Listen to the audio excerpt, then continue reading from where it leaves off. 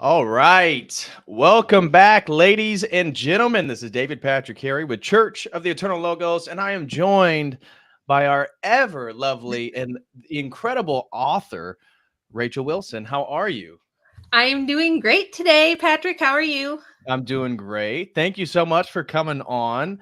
Tonight we're going to be doing an open panel, and we're going to be talking about modern dating. Now, I know you and Andrew haven't been in the dating market for a while now. Yeah. But nonetheless, I thought you'd be a great voice to sort of give critical feedback in regards to maybe what you're seeing just concerning gender and sex relations right now between men and women. And so I'm sure we're going to get some contentious opinions. Again, everybody who's watching this, I will be sharing the StreamYard link in the live chat, so anybody will be able to join here. And we're going to be getting into who is to blame for modern dating. And it's not just male or female either. It can be, again, the welfare system. It can be social media. It can be all types of things that may be to blame. And that's what we're going to start out just kind of going back and forth discussing this topic. You know, generally speaking, Rachel, we'll start with your opinion. Who is to blame for modern dating, and what are you seeing as an outsider mother in regards to today? You got girls that are in the dating market, so I'm sure they've asked you for advice. Yeah, like you said, it's been a while since I've had to do it. And back in those days, online dating was like very brand new and still considered kind of weird. So I never had to deal with it myself. However, I do know a lot of the statistics, and people write me about this all the time and ask me questions about it all the time. And yeah, I have two daughters who are 20 and 22, and boy, are they having fun dealing with the dating scene right now. They're not loving it. So I actually kind of asked them for some feedback, and they mentioned like filters. My oldest one was like, yeah, I don't think most girls even realize what they really look like anymore, because they're so used to seeing, she said they filter everything and they're used to seeing themselves through a filter all the time. So they kind of get an inflated idea of like what their actual looks match would be, to use like a red pill dating kind of term, looks match, right? Yeah. They have like a more skewed version of what they think they look like than men do. And then she said she cannot get men to approach her in real life. And she said she thinks part of that is the whole men being terrified about consent or accusations, if you know what I mean. Yep. Which I would agree, that's probably got something to do with it. I mean, we were talking last time I was on about the gym girls calling every single man who like happens to be in that was on your channel. And for everybody watching, your link is in the video description. So make sure you go sub over to Rachel's YouTube channel. We did a conversation hitting on the patriarchy and hitting exactly that. All these gym videos coming out of these girls dressed seductively, clearly looking for attention. You don't have to dress in a sports bra with, leggings to work out. No, I don't. But, yeah. I just wear sweatpants and a t-shirt like old fashioned, like an old lady. I don't need to work out in my underwear at all. But no, it's like just a man walking by, the girl will be like, oh my gosh, what a pervert, and the guy's like, what? I didn't just walked past you, So she feels like, honestly, like men are pretty scared of women in that way as well. So, and then just both of them were like the hookup culture thing.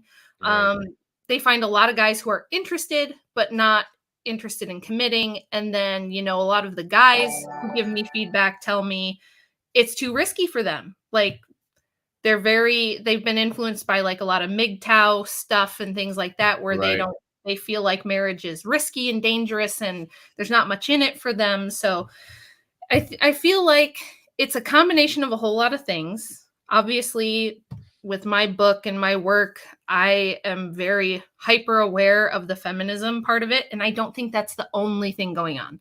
But I don't think we can gloss over it either, right? I mean, putting out decades of propaganda telling women that men can't be trusted.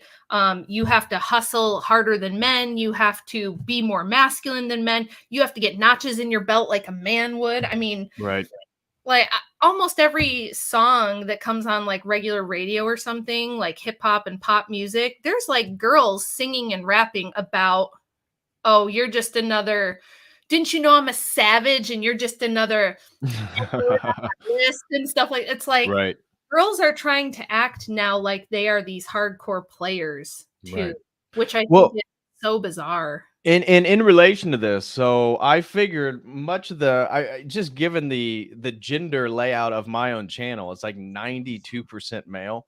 So I'm sure many men are going to come on here and voice their grievances and frustrations, but I've been doing one-on-ones with guys for the last couple years, and I myself um, had been in the dating market for the last 3 years. I'm now in a wonderful relationship and can give perspective based on where I'm at now.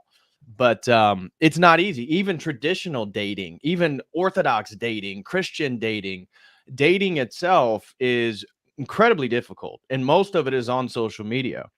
Yeah. And I want to give a little bit of a pushback and criticism towards the men because I have done one-on-ones with guys that talk about a girl that left them. Maybe it was a long-term girlfriend or a girl they just recently met. Um, and they'll start going into the OnlyFans, the makeup, the narcissism on social media, the culture, feminism, all these things which are true. But then I'd ask them, are you in a position to marry somebody? I mean, are you the type of man that the type of girl you're talking about? You want this virgin trad wife, you want a girl that's going to stay home and cook, you want a stay-at-home mother. And then I'm like, but bro, you don't even know what your career is. You don't even know what your job is. You don't even know like where your life is going. Like I sympathize with the women, especially the traditionally minded women, when it comes to finding a man worthy to submit to.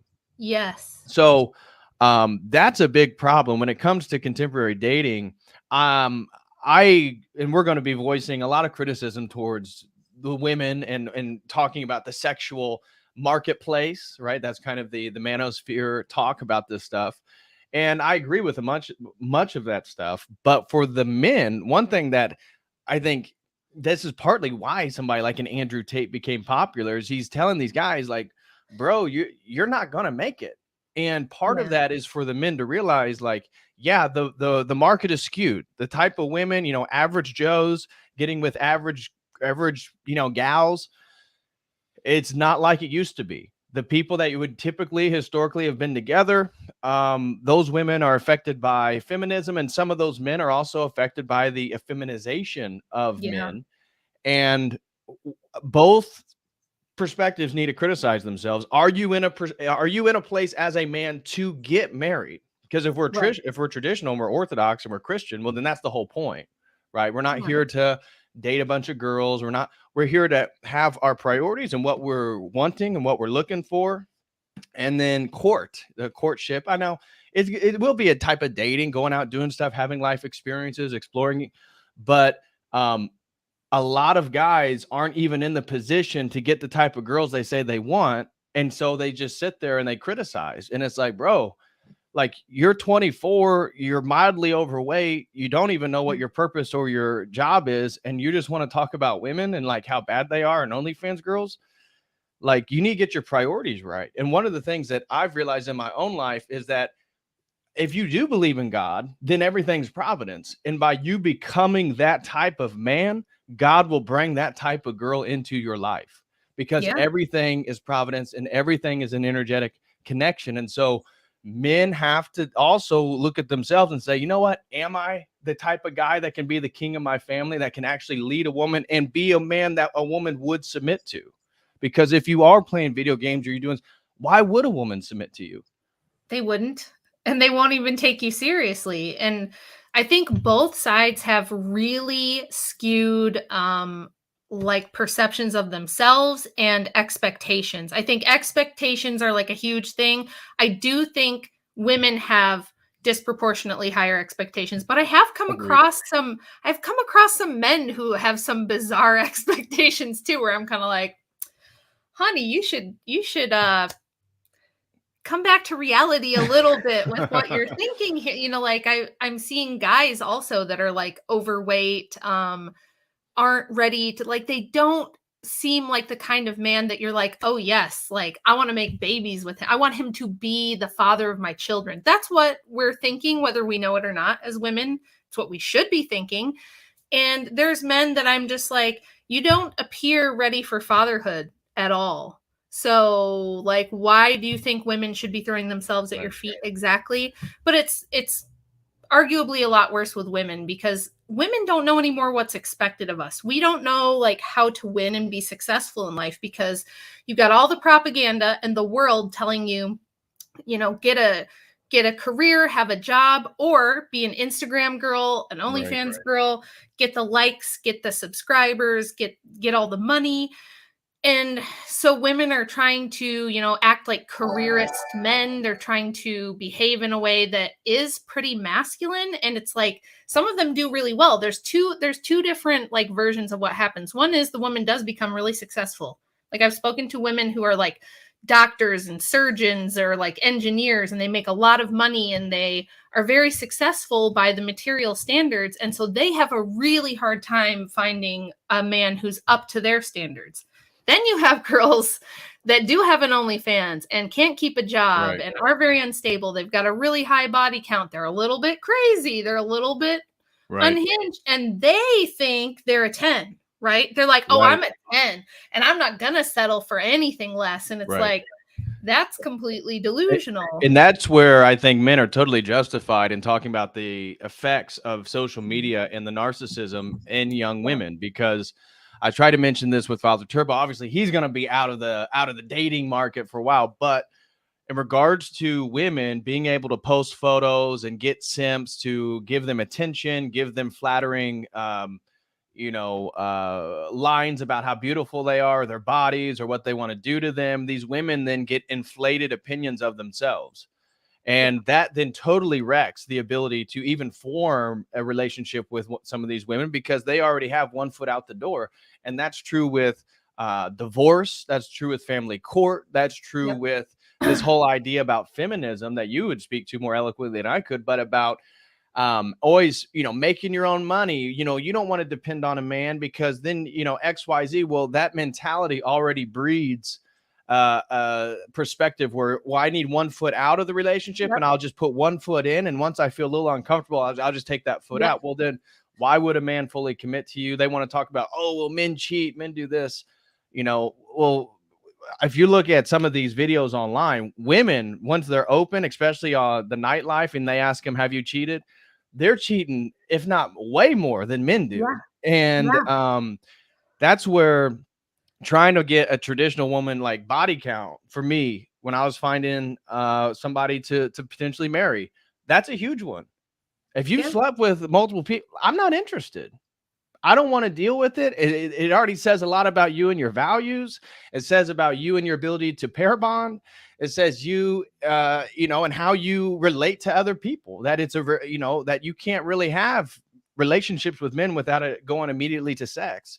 And then if we're Orthodox, like, that's just not going to fly. And so men have to develop some standards that they're also going to live by. So it goes both ways. I think the men who are the man who they want to be and they know where they're going, then God can bring that lady in your life.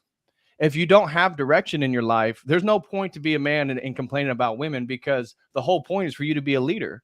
And so if you haven't built a ship, meaning your life and purpose, and you're sailing somewhere, you have a destination, a point B, well, then why do you care about having a helper on your ship to try to get you from point A to point B? You don't even have direction.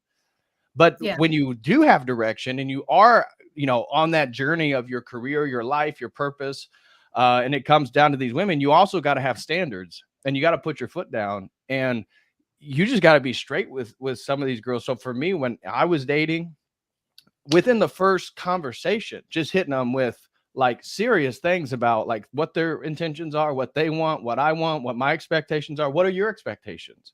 Like, Yeah. ask somebody, what is your expectation of the man that you want? Because even within the orthosphere, I've noticed that it goes both ways, that some of the men complain about the women and the men aren't in position to marry. And then the women complain about the men, and the women are just as feminist as the women that they criticize. I Yeah. mean, they're just as much of a feminist as those. So we Yes. all just need to be a little bit more self-accountable to certain degrees. Yeah, and people have lost sight of what this is all for. I mean, why are you bothering to get married? Why do you want to find someone to marry? And if you're just dating to try to score, this stream probably is not for you. there's other red pill dating coaches and stuff out there who will just tell you how to stack bodies. That's not what Patrick and I are talking about. We're saying we're assuming you're dating for the purpose of finding someone to marry.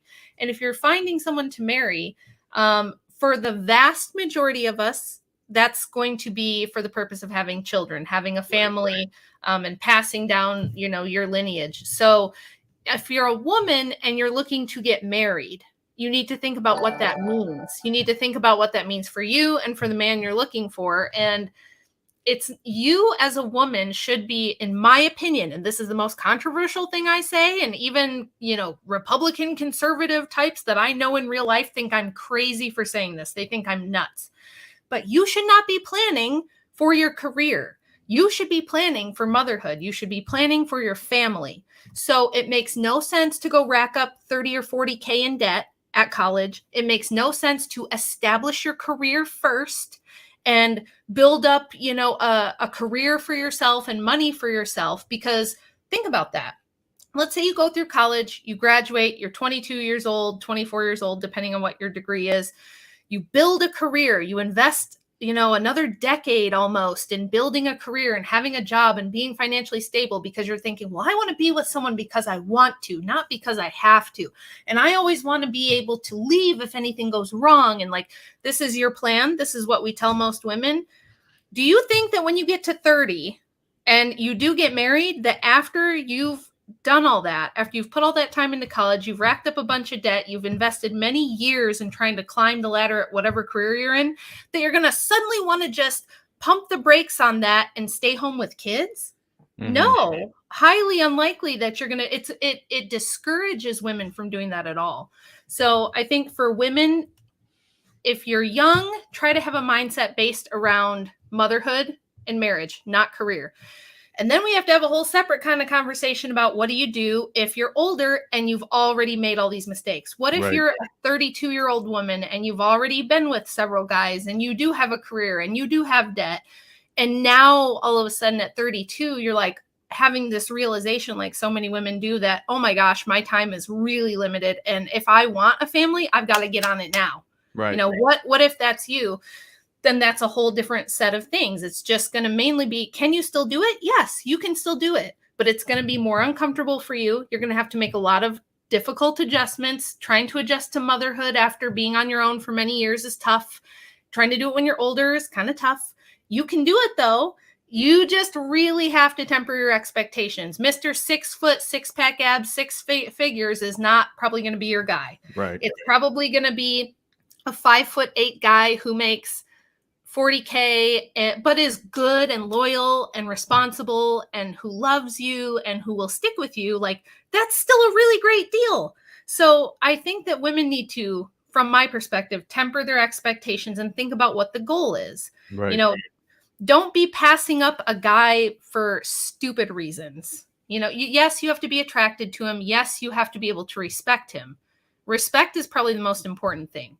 Right. Because if you can't respect a man, you're definitely not going to submit, and it's not going to work out. But there are really respectable men, and you might not be rich, and he might not be like the hunk of your dreams that you've imagined in your storybook imagination. But there's a ton of really good, solid guys out there who will work hard, who will take care of a family, and they're not going to be perfect, but they're plenty good. And I think that a lot of women just feel like if it's not perfect, they're not going to do it.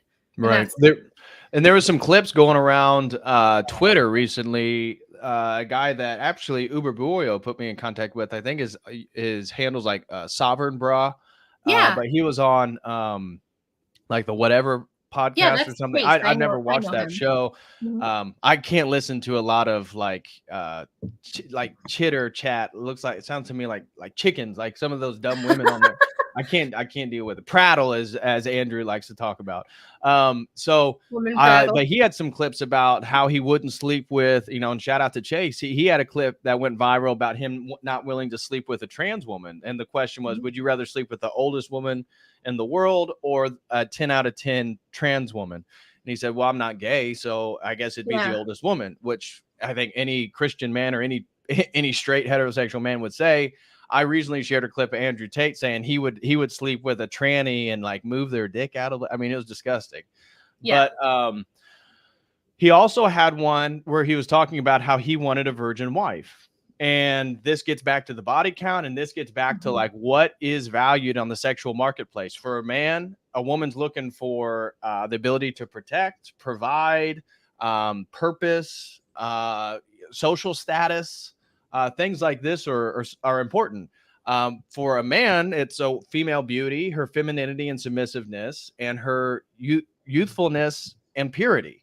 And Yeah. so he was talking about how he wanted a virgin, and this other girl clearly offended that he would want a virgin over a girl who slept with more people. Well, I think you need to be nicer. That's kind of mean and rude, and it shows you the disconnect between really both parties, men and women, as to what the other person expects. Women act like men, thinking men want that in their partner. They Right. don't.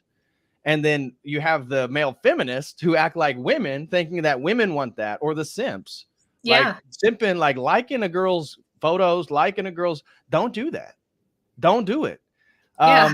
For some men, this is the way that you can like engage with somebody, or maybe they'll see you on their comments but this is a dangerous path because it kind of sets you up to be a simp, where you're gratifying somebody for really just because you're attracted to them, and it's a submissive place to be. So as a man, you don't want to be in a submissive state, and that's why having purpose and going forward. The next point then is, how do people meet each other? And that's why the thumbnail Yeah. I chose for who's to blame for modern dating, it's two people looking at a computer screen, Yeah. because unfortunately this is the breakdown in our communities. So now many of the men watching us here, they are traditional men, and many of them got their lives together, and they're making headway, and they're making purpose and going somewhere. But then it's like, well, where do I meet these girls? So they become Orthodox, or they start going to church. Well, a lot of them aren't in the church. So where do you meet them? Well, I guess I got to get on social media, dating apps. You get on dating apps, and that is a catastrophe. I It mean, dating apps are, I did that in 2020 for about like 6 months or so, then got off of it, and basically put my whole relationship status in God's hands, and said, I'm just going to focus on what you need me to do. And then, please, bring the right person into my life. And I think that's not a bad, again, it took me 3 years. So Yeah. a lot of people don't want to wait that long, but that's kind of the route I went into. But like, how do people meet each other? Yeah, In well, today's the marketplace, super sexual chat market. that you just had up from Chase about the dating apps, I think that's true, because Yeah, let's read when it. Chase Haggard throws in 499 and says, Rachel once told me that dating apps make women treat finding a man like shopping for shoes. The more time spent on them, the more I believe her. That is a great, great, great point. Go ahead, yeah. Rachel. Yeah. So what happens when women are on dating apps, and women are on social media all the time, not that men aren't, but it's different. So like you were saying, your demographic for your YouTube is like 90 something percent men. You guys might be surprised, but my YouTube demographics and my Twitter demographics are like 85% men. You'd think I would have like this huge female following, but I don't. I do have some really cool, really great, awesome lady fans out there, and I appreciate all of you. But women like Instagram, they like cat videos, they like crafting videos, they like shopping haul videos, right? Those are super duper popular. And it gives women the impression that there's this never ending pool of guys out there, which when I talk to my grandma, who's turning 97 next month, there's a video coming with her for my YouTube channel. I did an interview with her where I asked her all these questions about her life. And it was super great, super interesting. But when she was young, she had a small town she grew up in, and there was a larger city nearby, but it was like her choice of who to choose from were the men that were around, the guys she knew from school or from church or from her town. She did not ever get this impression that there was an endless, limitless bunch of options out there and that she could just continue swiping. You know what I mean? So women now, they do really treat it like a shopping app, or like, They do. where they can just swipe until they find, and they just assume, well, there's billions of men on the planet. Surely I can get this 10 that I want. But that's like an illusion. That's not how things work. You do have to be equally yoked in some manner, right? Yeah. So you have to think about, and I feel like both men and women suck at this, but I think women are particularly bad at it. And there's psychological reasons why, but women don't think about what they actually bring to the relationship. I can tell you, as someone who's been married for 15 years and has had 5 children, a lot will be required of you. Okay. Marriage isn't about you wearing a pretty dress and having a super huge, expensive party and a fancy day, and then just having a guy around to fix stuff and pay for things. No, if you're looking for someone to marry, things will be required of you. You will be required to give of yourself every day for the rest of your life. And if you can't like handle the thought of that, you need to rethink everything. Because I think that women in general just don't feel like they should have to do anything. They're like, what? Right. I exist and I'm female. I mean, look at this rack I've got. Isn't that good enough? Right.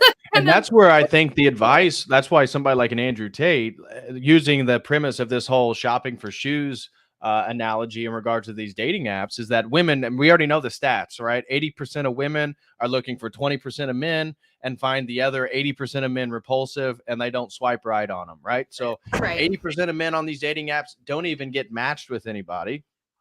Yep. And then 80% of the women are all for the same. And so then somebody like Andrew Tate comes around and says, oh, well, then you just got to be a top G. So basically then masculinity is about conforming to these sort of commodified, superficial ways in which dating occurs now. So that means you got to have your Ferrari or your Lambo, take photos of your vacations in Dubai, like play the game in which what women are attracted to. Because if women are then dating by the pretenses of, like it's shopping for shoes and they're just trying to get the best bargain that they can get. Yeah. Well, then you got to become the best bargain, but that's not it. We're Christian, we're Orthodox here. So I think there is some demerit, and that's my criticism, is like, you got to become a man, you got to have a purpose, you have to have a direction, but you don't need to play this game where money becomes the only thing that's important, or these things. Yes, they are important, but you need something deeper. And so the women, the problem is, there's just not as many good people on both sides of the aisles that are actually ready for the true commitment. And so everybody wants to be just gratified through, by pleasures, by each other, serving each other's pleasures. And that's not going to do it. Nope. Men, maintain your traditional values and stand strong on them and become the best version of yourself, and get rid of these women. So if the women are acting that way, don't engage with them. Unfortunately, because of the and I talked about the leverage, women have all the leverage when it comes to modern dating, because unless you are a top 10% man, you're not going to have a lot of leverage with anybody. Therefore, the only way you have leverage is to be somebody who has options, and then the women know that you have options, and therefore now you have some type of sexual marketplace leverage. But the women, they know that they have all the leverage. They have 10 guys that are wanting to take them out, and they're deciding, well, should I let you do it? Should I let him do it? Which one's a better option? And so if you get the vibe that they're like that, the best thing you can do is to make it clear of what type of man you are and your values and who you are, and don't give them attention. Right. Giving a woman attention is like giving them money. Please listen to Patrick when he says this. My husband says this all the time too, to men, and it's like they don't believe him. They just straight up don't believe him. Andy is a very handsome guy. He's obviously a very smart guy. He's got a lot of charisma, but women have always been really into him. And when we were younger, he had just girls chasing him all the time. I felt like half my life was telling them to beat it and get lost. But So he the became a reason, firearms instructor. well, yeah, that helps. But the reason, honestly, because his dude friends would be like, because he had good looking friends and like really successful friends, they'd be like, dude, I don't know what it is. Why are women just like stuck to you like glue? Why are they so into you? And he's like, because I pay no attention to them. Literally, True. he's like, that's it. I don't pay them any attention. I don't treat them like they're super important to me. I just literally don't pay attention to them because he just never thought of it like that. He just never thought girls were like worth paying a lot of attention to be honest. He was busy with other things. He was more focused on other things. And he's like, I learned when I was a teenager that if you pay a lot of attention to girls and they know that you want them, they're going to treat you like garbage. But Right. if you don't pay attention to them and they can see that you are too busy with important things to be messed with by people, it's like they then see you as this like rare thing, this like expensive rare commodity that they really really want, and it's like a challenge that they want to get your attention. Now, I'm not saying to play games or anything, but I am saying that yes, attention is like the main currency for women. And if you're just throwing attention at a girl, you're going to get friend zoned. She's going to assume like she's already got you, right? So if you're just like simping and throwing a ton of attention at a girl and just lavishing a lot on her, especially in the beginning of the relationship, it's very off-putting because it says to her that you are one of the dudes in the giant mass of guys that she can get attention from anytime. Right. You know what I mean? So I know that sounds crazy, but it actually kind of makes sense when you think about it. Whereas like if you're Patrick and you're like, oh yes, very nice to meet you, but I don't really have time for fooling around or like chitty chatting with you all day. I'm very busy working. You know, I'm in the gym. I'm too busy with like my important things I'm doing and my goals and my aspirations to waste any of my time. Then women see you as valuable. So yeah, simping, throwing a ton of attention at girls, lavishing them with tons of compliments right out of the gate. Very bad idea. I think a lot of guys do that. That happened to me when I was younger. Like if I would go on a date with a guy and he was just like dumping compliments on me the whole night. Yep. I know you guys think that's nice. You're like, what's the matter? She's such a jerk. I'm being nice to her. Yeah, I'm treating her like a princess. Yeah, but that's the thing is like she's not your princess yet. Don't treat her like a No. princess. You don't do that until she is yours.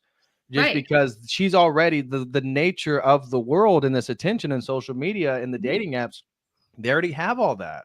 And so the only way to stand out is if she is an Orthodox girl or Christian girl, you can shoot her a message like, hey, and just be the thing is be 100%.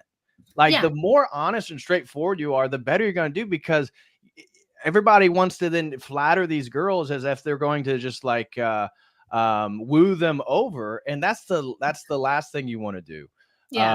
Totally agree. And so, but for the men, you got to feel that it is so difficult to get anywhere with the dating market because of the high expectations, because of the impersonal nature of the dating apps, because of the selectivity of the women, and then because of the values of the women. I mean, that's a fact. So then if you're in Christian spheres and you're looking for Christian women, making it clear that you're a Christian man and you expect certain things, that typically is going to work out better. And then if they transgress your boundaries, you have to make that clear and give them no attention. If you're a man, you have to look at giving women attention as if giving them money. Yes, and you only exactly. give it to them when they do something worthy of your attention. Yeah, I actually always tell people that attention is women's currency. Yes. And this applies to me too, okay? I'm just going to be really vulnerable right now and tell you that if I'm being snotty, if I'm being a jerk, if my attitude sucks or I'm being annoying, Andrew will just be like, okay, I'm going downstairs now, bye, and just ignore me, because that's like the quickest way to turn my attitude around. And he's not being mean. He's not being cruel. He'll just simply say, if you're going to be like this, like, I'm not going to give you any of my time. I'm not going to give you any of my attention if you're like trying to pick a fight, or if you're trying to, nitpick me to death or something like that. So you can adjust women's behavior very easily as men by only giving us attention as a reward for good behavior. And I know there's going to be feminists watching and they're going to say, it's abusive. No, it's not abusive.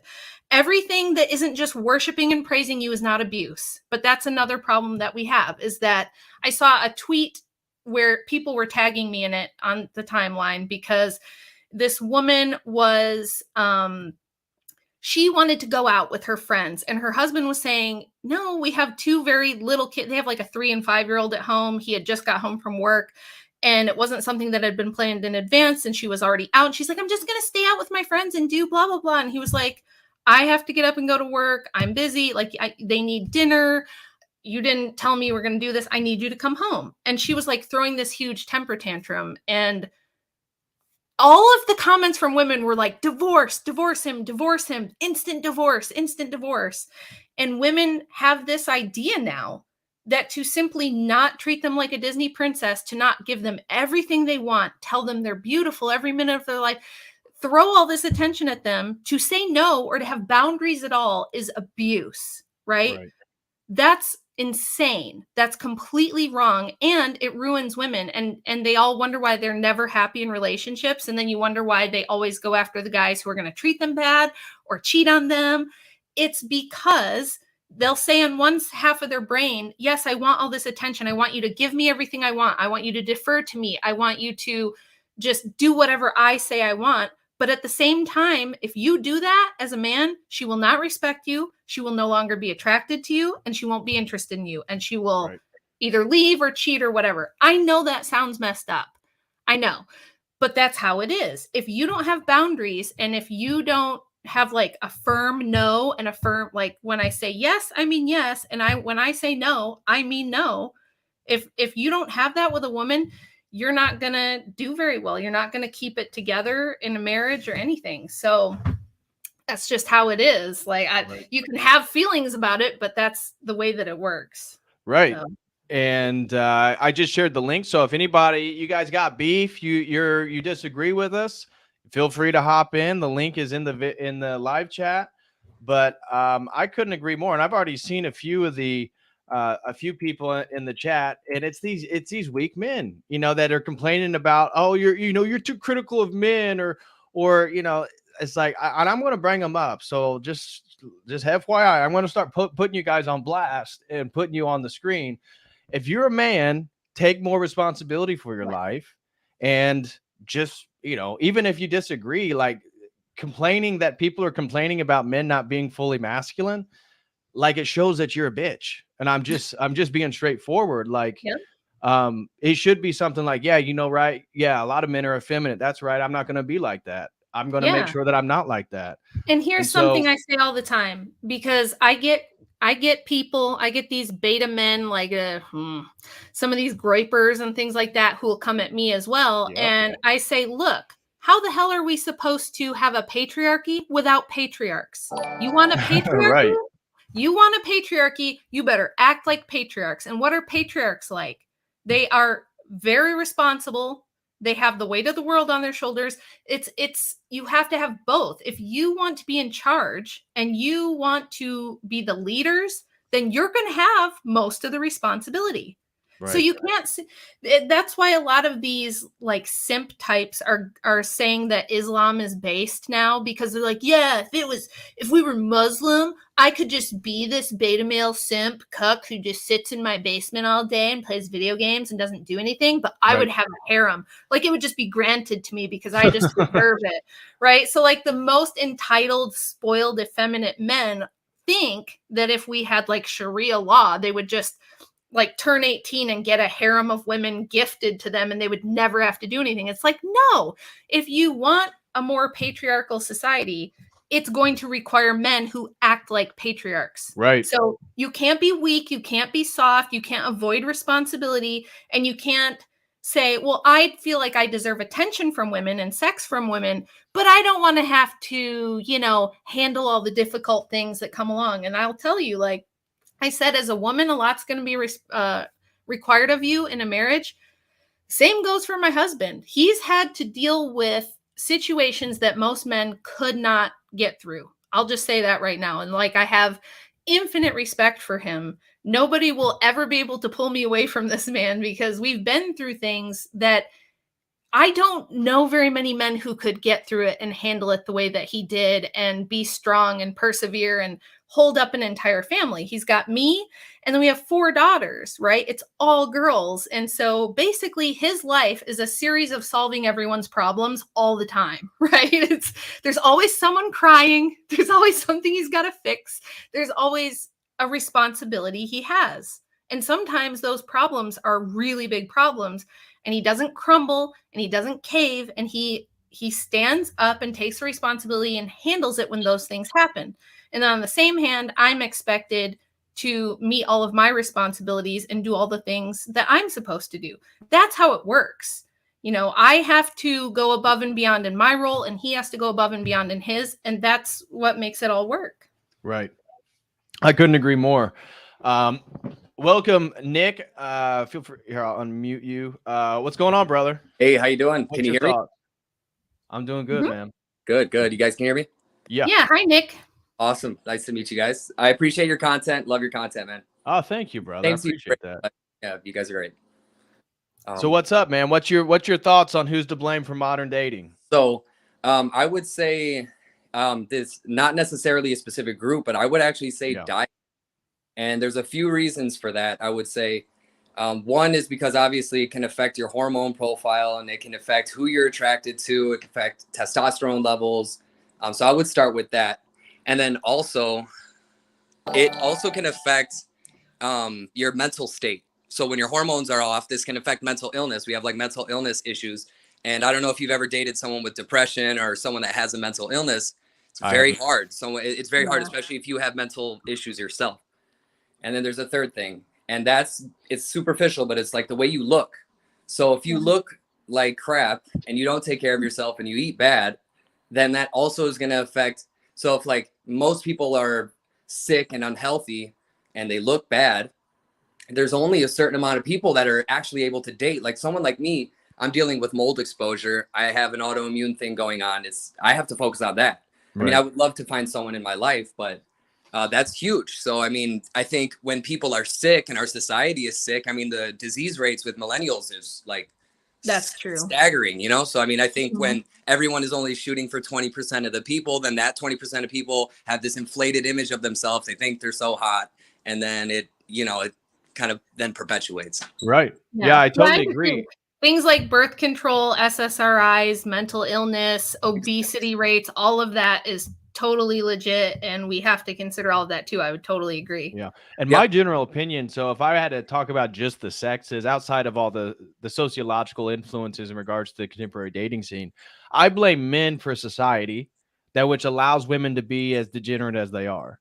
So women are naturally followers. And if men didn't allow, this is where Rachel talks about feminism. If men didn't allow feminism to occur, if they weren't in favor of it, feminism wouldn't exist. Yeah. Right. And so it's because the men promoted it. It's because the men allowed the society, because the men believe in rational progress after the Enlightenment, that our society's got to this point. So I blame men for the way society is. In regards to modern dating, obviously, many of the guys watching this show and that are dealing with and trying to find a wife, they aren't responsible for the way society is. And so in that circumstance, I would say to some degree, there's more blame potentially to be put on the women in regard to the sexual marketplace and trying to find matches. Everyone gets mad on both sides too. There's blame on both sides. Historically, it's the men. In the contemporary period, you could say it's more on the women, but they're so propagandized too. And women, just to say, they're less rational. They're more emotional, which is a good thing if you're a caregiver. Right. That's a blessing. That's not a curse. That's a blessing. But because of that, propaganda works more effectively against women. That's a fact. Yes. I always say the bad news is women are easily propagandized, but the good news is women are easily propagandized. So if we make things like motherhood and chastity and purity and things like that the cool thing again, if that becomes what all like the top men are looking for and what's rewarded, that's what women will do more. But right now, everybody's turning 18 and heading to OnlyFans because of the current situation with Instagram and all these things. Put money towards. I've heard DPH mention that too. If men stopped liking the pictures, if men stopped giving energy to that, I mean, that's really like the whole thing. Yeah. It reminds me a bit of that book by Saint John Chrysostom on marriage and family life. That he says that the man is the head of the relationship and the woman is the body. You know. Yep. Like, what does a body does without the intellect? You just search the whatever it just is deals around with you. pleasures, right? Because the body's about survival, so it deals with immediate and these pleasures. And on the opposite of that, you know, what happens with a head without a body? You know, you get detached. You get it is detached. You know? Yep, and that's where we can see again. I think America First would be a perfect example. Is if you peered into the people that are over on Cozy in that live chat, how many of those men that would any of those women want to be with? I'd say very, very few. And so those men are disembodied from reality. Yeah. That's the problem. They're like Rachel was saying, they're not a patriarch. They're not a man that can get a woman to want to submit to them because they're led by all their passions. They're led by a bunch of degenerate thoughts and they can't say no. And the ability that's a man to put his foot down, say no, and turn away. I'm telling you, that is going to be your source of power in this dating market because few men are doing that.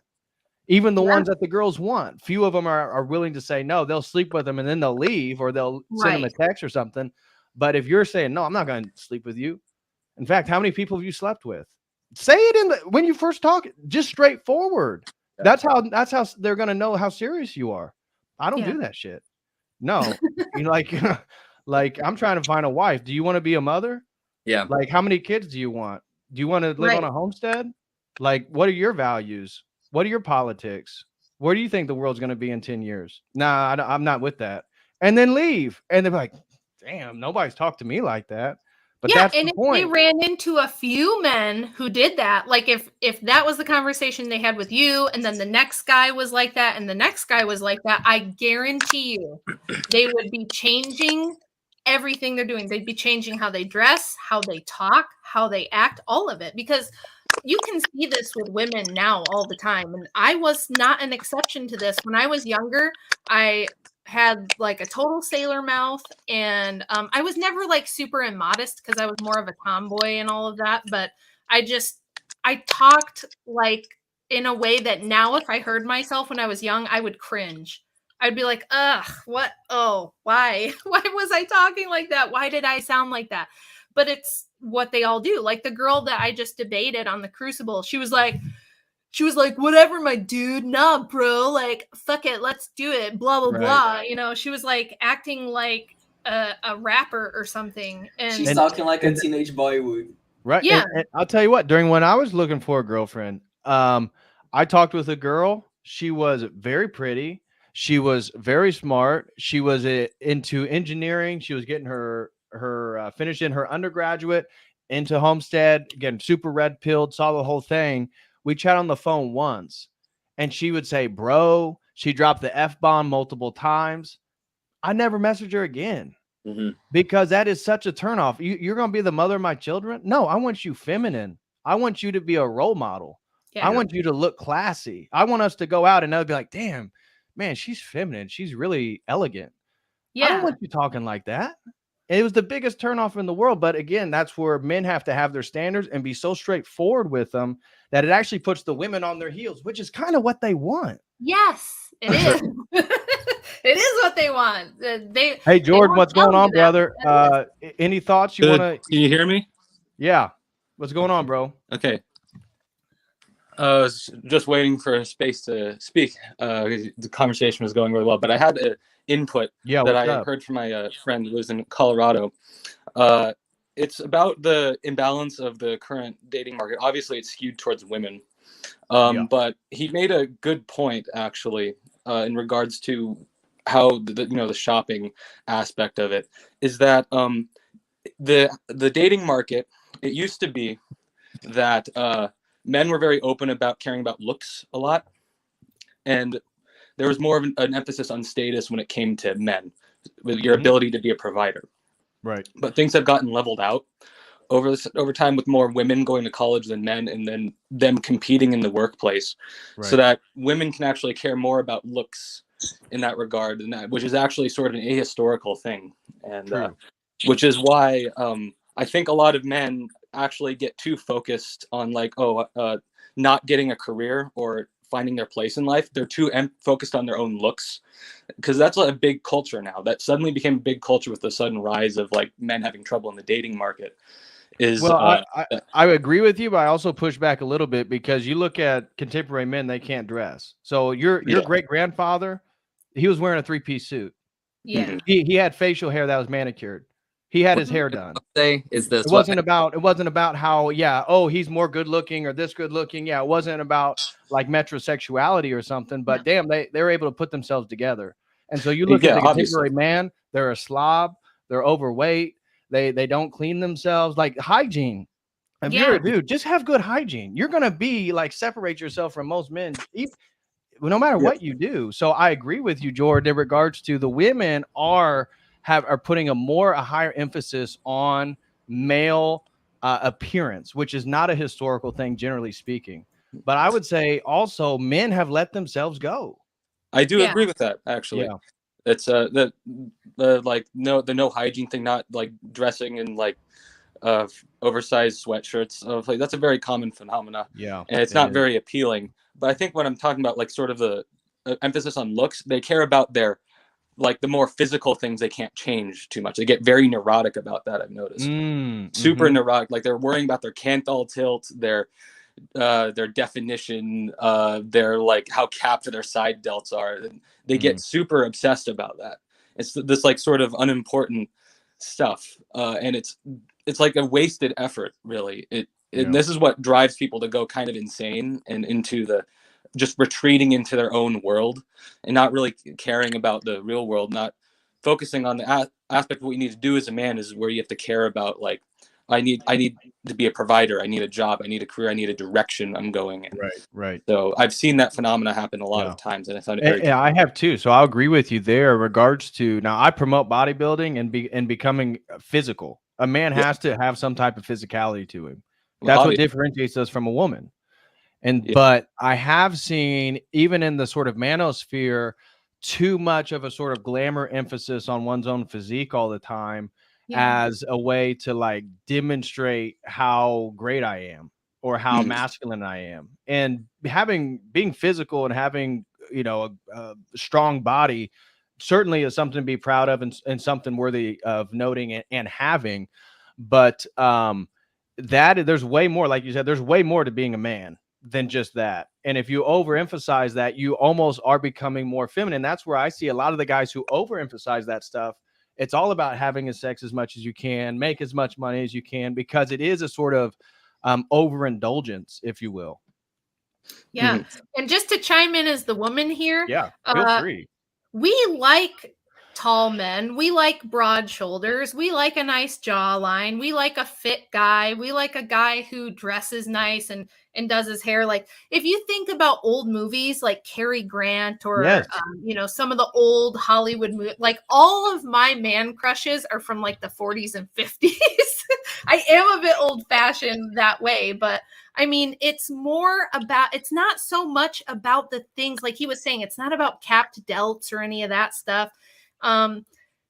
It's more like the overall, like, I hate to use the word swagger because I think people don't know what it means anymore, but it's like how the guy carries himself, right? Just like you want an elegant woman who's like, she's got a good sense of humor, but she's not raunchy. She's, walks in a way that's like elegant and feminine, but maybe if she needs to, like she'll, get her hands dirty and like work on some things around the house or clean some stuff with you or whatever. It's more like the intangible way that the man carries himself that I think we're the most attracted to. That's why you see it's like, why do girls go for gangsters?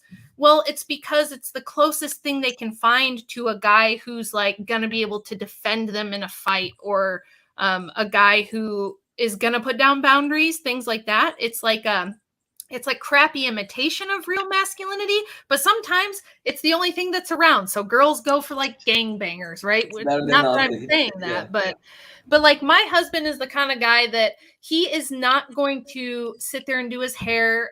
He's going to wear boots and a flannel and jeans every day of his life. But he's very handsome. He's not in the gym working out, but he's in shape. He's not overweight or anything like that. But a guy said something crude to me once at a party, and he open palm slapped the guy and knocked him out cold. And I was like, swoon. You know, it's like, No way. oh my goodness.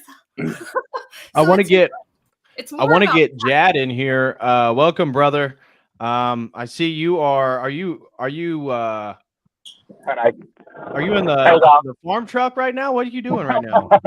Yeah, bro. No, I'm just spraying weeds in the paddock. So obviously I'm not American, so I don't know how many Australian callers you get in. Hey, God bless you, brother, and everybody down under. God bless you guys. Yeah, cheers. I don't know if I'm a very good representative of all the Australian people. I do live very rural, so I mean most Australians obviously live in cities. You know, a bit more normal than me, but I just wanted to call in and say like I appreciate what you guys got, man. Who's to blame for modern dating? What's your thoughts on it? Look, I mean, I guess I like to, blame the Antichrist for everything, but I guess agreed. I just sort of feel like it's kind of hard, because like we do want to hate on the women, that they've allowed themselves to part of our culture to become so debased, and I think it's obviously extremely damaging to them and it's damaging to our society. But like, I guess as a man, I still feel like it's the fault of men that somehow men have allowed this to occur. But even that, I just want to say it's really difficult because there's been so many attempts, really sophisticated attempts to subvert our culture. I just wanted to get maybe your opinion on that if you haven't already talked about it. But like even just with the women, like online and social media and the TikToks or whatever, like these are apps that are algorithmically designed to gain attention and to be psychologically addictive, and so they are kind of gaming like our minds, and they are extremely addictive, and it's actually really difficult for people, especially younger people, because obviously their brains are underdeveloped. No offense to the younger people, but that's a fact. And they're just not equipped, so we don't have good families, we don't have good education, we don't have God in our lives, and we're thrust into a world which is addictive, destructive. It's like I'm 31, and I feel really, I don't know how to feel for the young people that are entering the dating scene. At least this is just sort of one aspect of the abasement of our culture, but the dating scene is, and made even more difficult if you're like a base Chad or a feminine, traditional young woman. You're looking for a man, because the dating pool seems to have dwindled a lot because of things that people put in their arms, recently. So yes, exactly. Which is a real complaint. And so in regards to you bringing up, the societal effects, I don't disagree with any of that. I don't think Rachel would either, in regards to a deliberate attempt to totally destroy relationships between men and women. The only thing I see as an antidote to that is traditionality.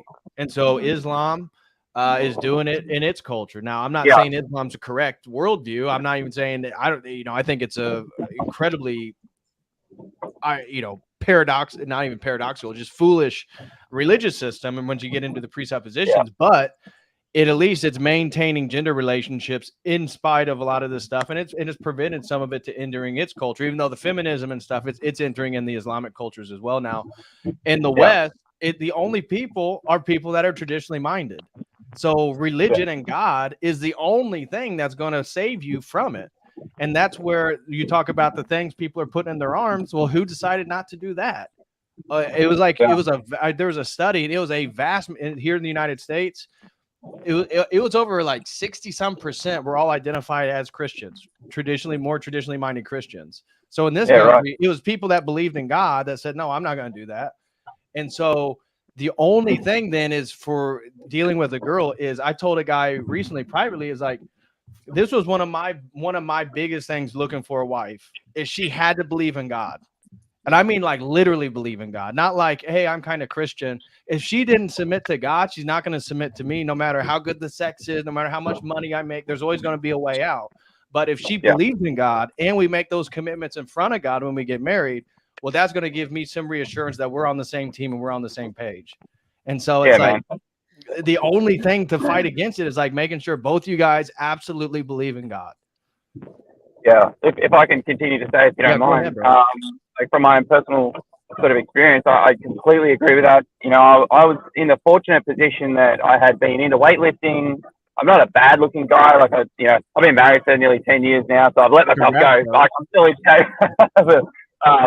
But I used to do weightlifting. I was quite strong. And I'm not 6 foot, but I'm like 1 centimeter. So for the imperial mind, I'm like, if I'm 6 foot if I wear shoes, you know what I mean? But so I'm about average. But I met my wife in my dad's church, you know. Like, I'm not an Orthodox, but I do just quickly want to say I'm very interested in it. So that's kind of why I'm in these circles now. However, you know, I was looking for a wife, and I was very direct with all the women that I encountered in that I thought were prospects. And it was just amazing looking back now, in terms of how serious I was up with. Like, I would say to someone, look, if I was interested in them for dating purposes, I'd be like, look, I'm interested in you for the purpose of being married. And like, that's why I would continue a relationship. And they would be like, you know, they'd be shocked. And I had the woman that I eventually ended up marrying, my wife, like, we did that over email. She didn't live in my country, unfortunately, at that time. I met her in our country, but she had to go back home for a short period. And then we continued conversing over email. And she basically became convinced that, you know, I was dead serious. And so she dropped everything like it was hot and came back to Australia.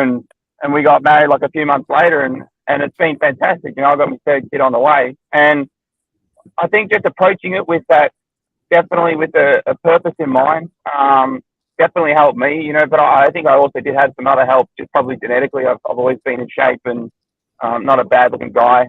And also the fact that, like, I was a dedicated Christian, and that was, again, like you said, that was my number one factor that I was looking for in a wife. And yeah, so like, that's gone really well. But like, I'm genuinely asking for a friend here when I ask this next question. I know a young guy, he's a Malaysian ethnic background, and he lives in Australia. And there's a Malaysian contingent, but they're generally either Muslim or Catholic or Christian. I think there might be some Hindu Malaysians, I'm not too sure. But so running into other Malaysians is not very common. And he's a solid Christian. He's a young guy.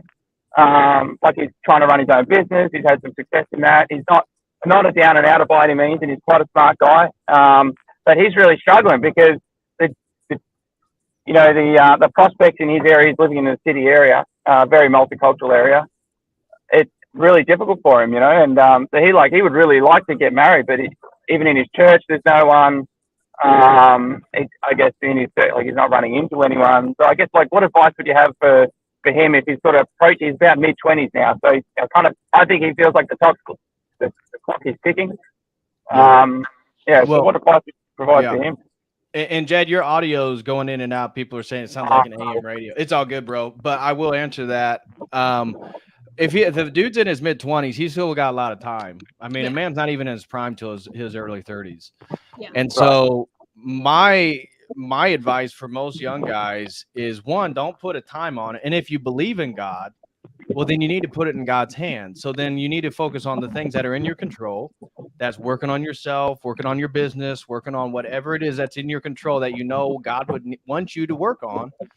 And then, you know, also, you can't be asocial. So you can't sit in your room and not go to public places or put yourself out there and, you know, expect something to happen. So I think a man just needs to focus on himself and work on himself, and also put himself out there in a cautious way, but then pray and let God's work happen. Because if we believe in God, then it's all providence. And really the only woman you want is the one that God would want for you, because that's the one that's going to submit to you. So I wouldn't getting anxious about it and putting a timeline on it, I think, is a recipe for making a rash decision that could potentially be bad. Yeah, I totally agree. I would say men need to be more careful and take their time. Men have time. Like DPH said, you guys don't hit your prime until you're much older.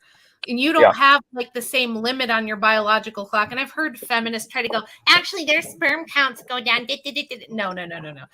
You can be making babies as a man in your 70s and 80s pretty easily. It's not a problem. So like you guys, I would say take your time, build your resources, build yourself up as a responsible man and take your time and be very careful and choosy. Women, I actually have different advice. And again, I get in big trouble for this and people think I'm insane. Choose your family first. Like your prime is when you're very young. 18 to 22, okay, is your prime. And when I say that, people are like, oh my gosh, that's so terrible. Why would she tell young women to get married so young? This whole get married young thing. Yes, when you're a woman, you should get married young. You should get married young. You should use your fertile years for childbearing to have your family. Get an older man who's got resources, who can take care of you, who's responsible. And then, like me, when you're a little bit older, you've still got a ton of years left to do other things. To maybe you could go back to school and do whatever thing you wanted to do, or you could start a little side business, or you could write a book. You could do a lot of things, or you can just choose to be more involved with your grandkids, with your church. There's a lot of life to do after you have your kids. But to tell women to go to college, build a career, and invest all of their fertile years in that is insane. It does not make sense. And I know it's going against the grain, but I'm going to keep saying it because I think it's ruining people's lives. I just saw another video yesterday of a woman sobbing and crying because she's 36 years old. She was married but divorced her husband, and she's been trying to get pregnant on her own somehow through IVF and worrying about her future, and she's running out of money and she's running out of time, and she's like sitting there crying, and she's like, I screwed everything up and I can't go back and I can't do anything now. So it's a real devastation for women. We have some super chats. I love that we can kind of field those while we're on here. Hey DPH, I was gonna say I'm gonna go ahead, bro. Off, man. But I appreciate you having me on. Thanks to Rachel. Yes, God bless, guys. Hey, God bless you, brother. Take it easy. Bye-bye, guys. I might head off as well, guys, if that's all right. So I really appreciate it, brother. Hey, thanks for stopping in. Hey, God bless you and the family as well, man. Take it easy and stay safe down south. Yeah, cheers. Likewise, you guys too. Hey, take it easy. Thank you. So Amptown threw in $2 and said 100% true women want attention.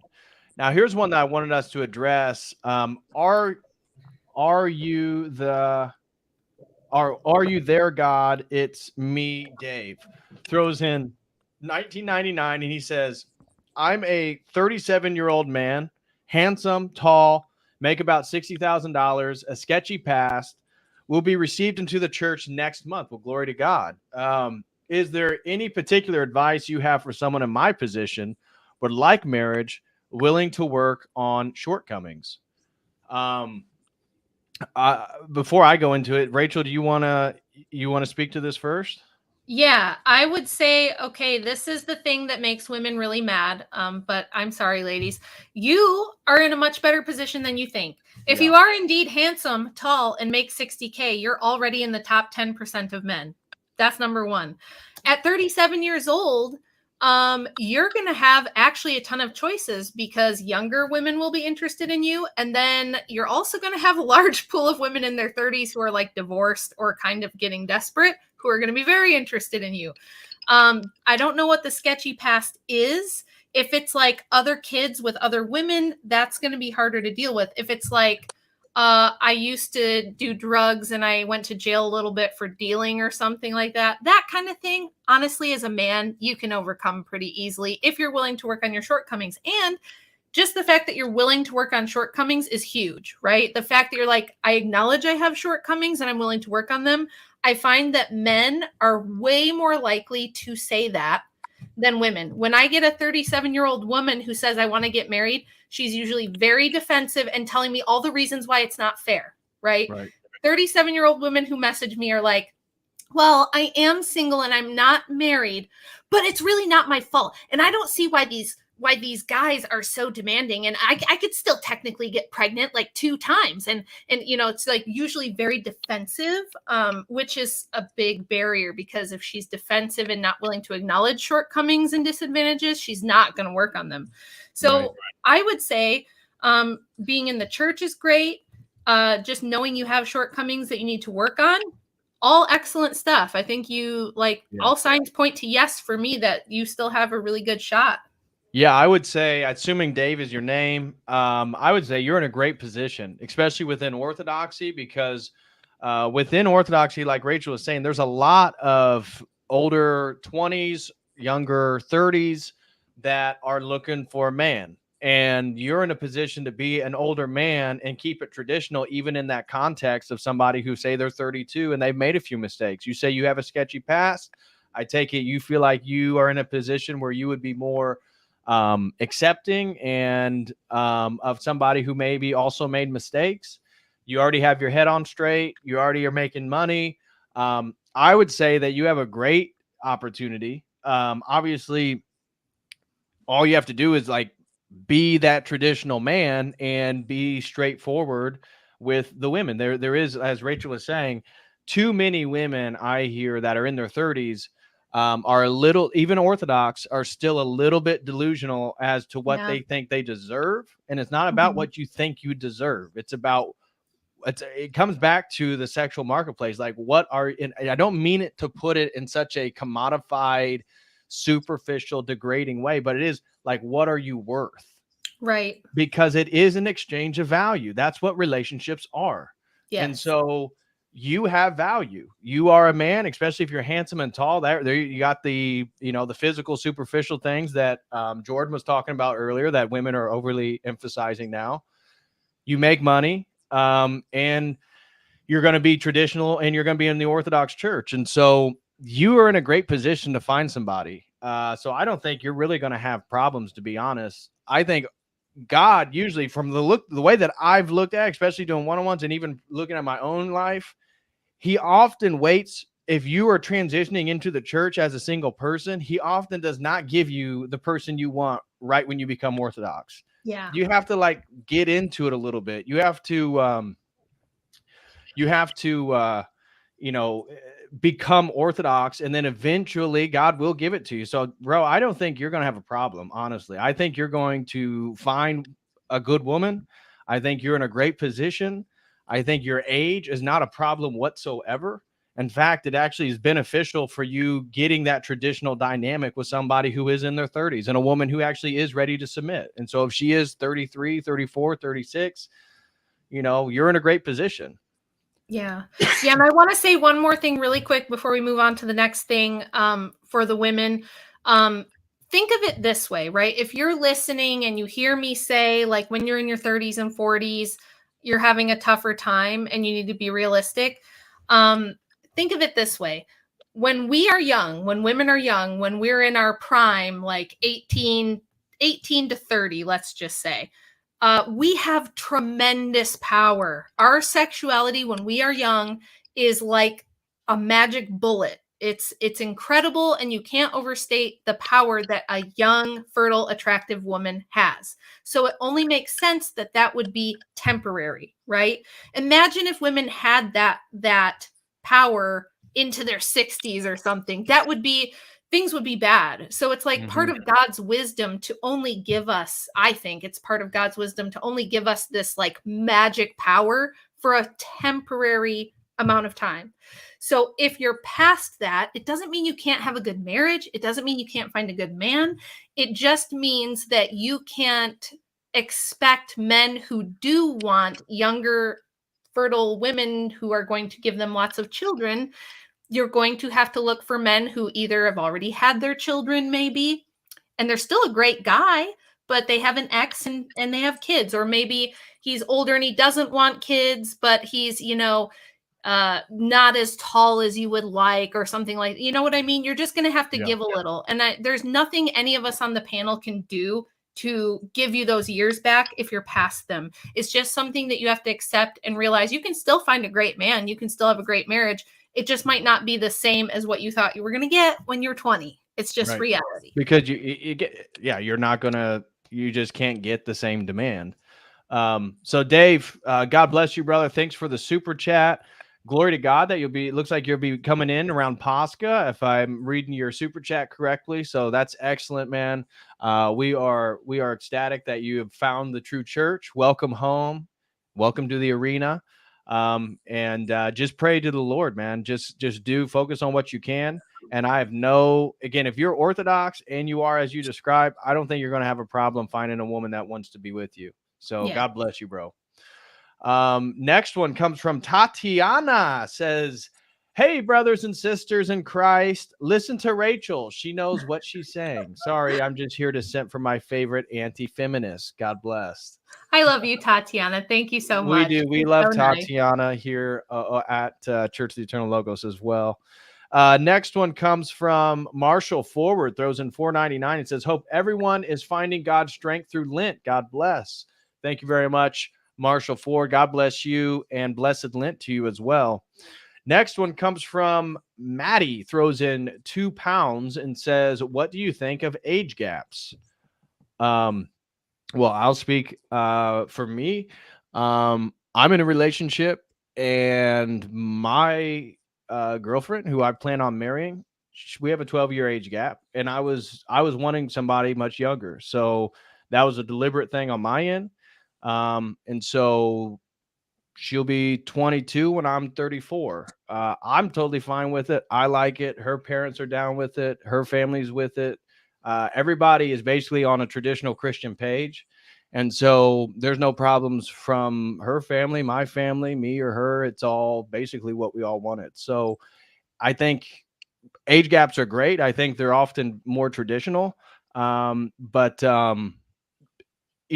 both parties have to look at it from the same perspective. So I'll let Rachel or anybody else can speak to it. I think, some people don't want an age gap. And then the reversal age gap, like a much older woman with a younger man, I think that can be a bit problematic. So it depends on, I assume, Maddie, you're talking about a traditional age gap was usually a much older man with a younger woman. So I'm in favor of it. How far the age gap? I don't know. Maybe, again, every circumstance is different. Maybe once you're pushing 15 years, maybe it's a little too much. I'm not sure, but everybody has different circumstances. So I'm not going to put some hard line on how big, if it's too big of an age gap. Anybody want to field this one on age gaps?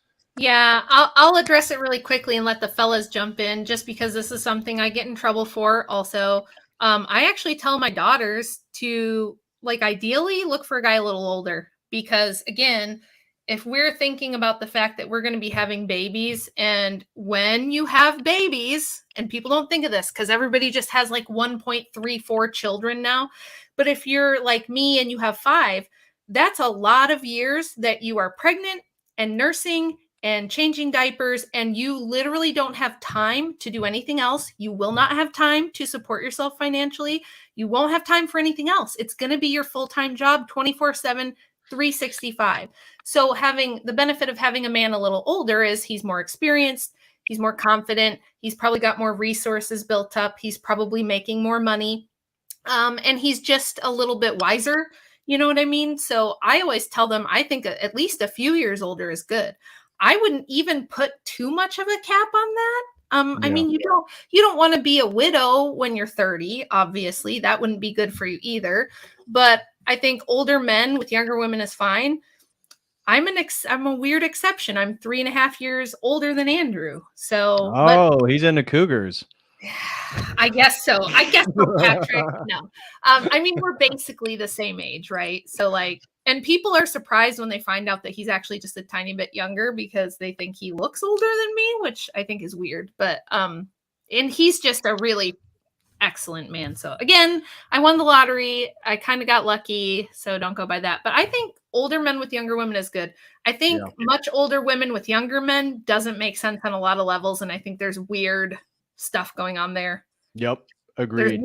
If you've got a 40-year-old woman with a 20-year-old man, there's something something kooky going on there, in my opinion. And a lot of the feminists I've studied, that's what they do. They'll be in their 50s and 60s dating 18-year-old guys. And I think that's a power dynamic thing. It is. And it's like a fetish thing. It is. It's a sexual fetish thing. It's the mama bear thing.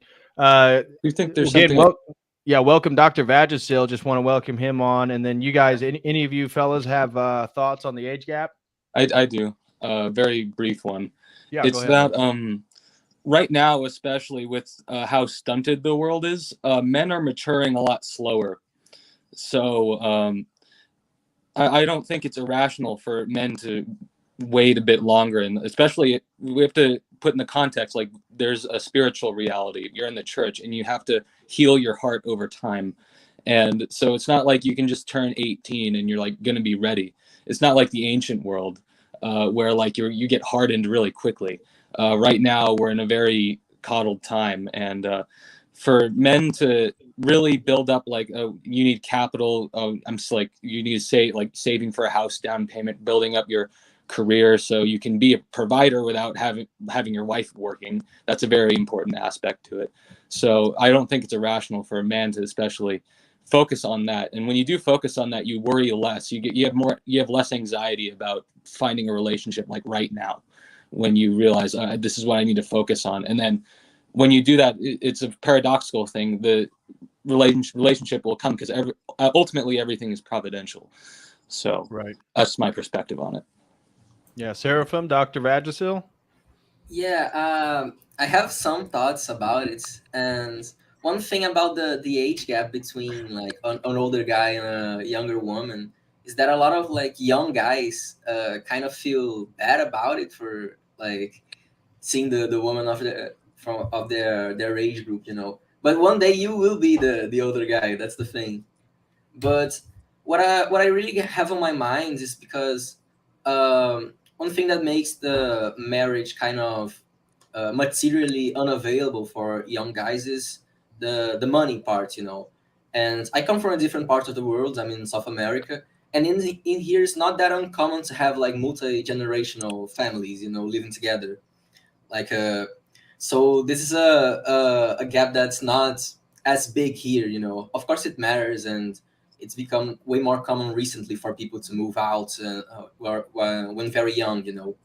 But a lot of the age gap stuff is really, you know, if you are an 18-year-old guy getting into the church right now, and you will already feel older to women just by the way you behave yourself if you're trying to live the life correctly, you know. Just if you polish your just the way you talk, you know, and things like that, you already, you know, be on a higher plane to the women that you should be interested in if you are an Orthodox guy trying to live the life than a lot of young people. But, you know, the age gap thing, it just kind of happens, you know, because when you meet the woman, you're not going to, you know, unless it's something very obvious, like a very older woman than you, you're not going to say, oh, yeah, like she's 10 years older than me, wow, or make a big drama out of it. I think it's a way more important thing for women to worry about, especially because of the time limits, you know. Yeah. Because, you know, I can marry now or I can marry 10 years later. It doesn't make that much of a difference to me, you know. Of course, it makes, what I'm planning on a short term, but it won't mess up my whole life if I leave it to later, you know, just let it hang until I figure out what I want to do, you know. Right. Yeah, Dr. Vagisil, you got any thoughts? So my comment about you know, the age gap between couples, I would say that it is important for the guy to be older, simply because as men we tend to mature a lot slower, like in terms of social ability and all that stuff, terms versus women.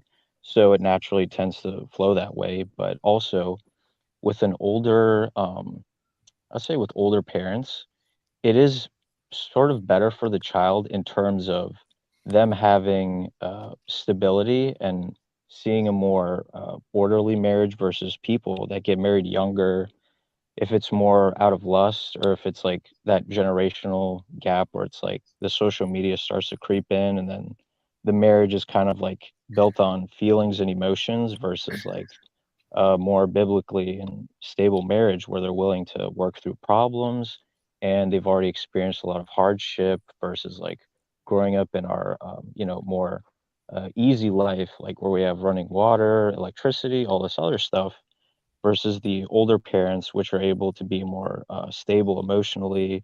But there's also the negative of like, if the parents are too old, then they can't really communicate with the kids, and that could lead to like other problems. So it really just depends on the situation.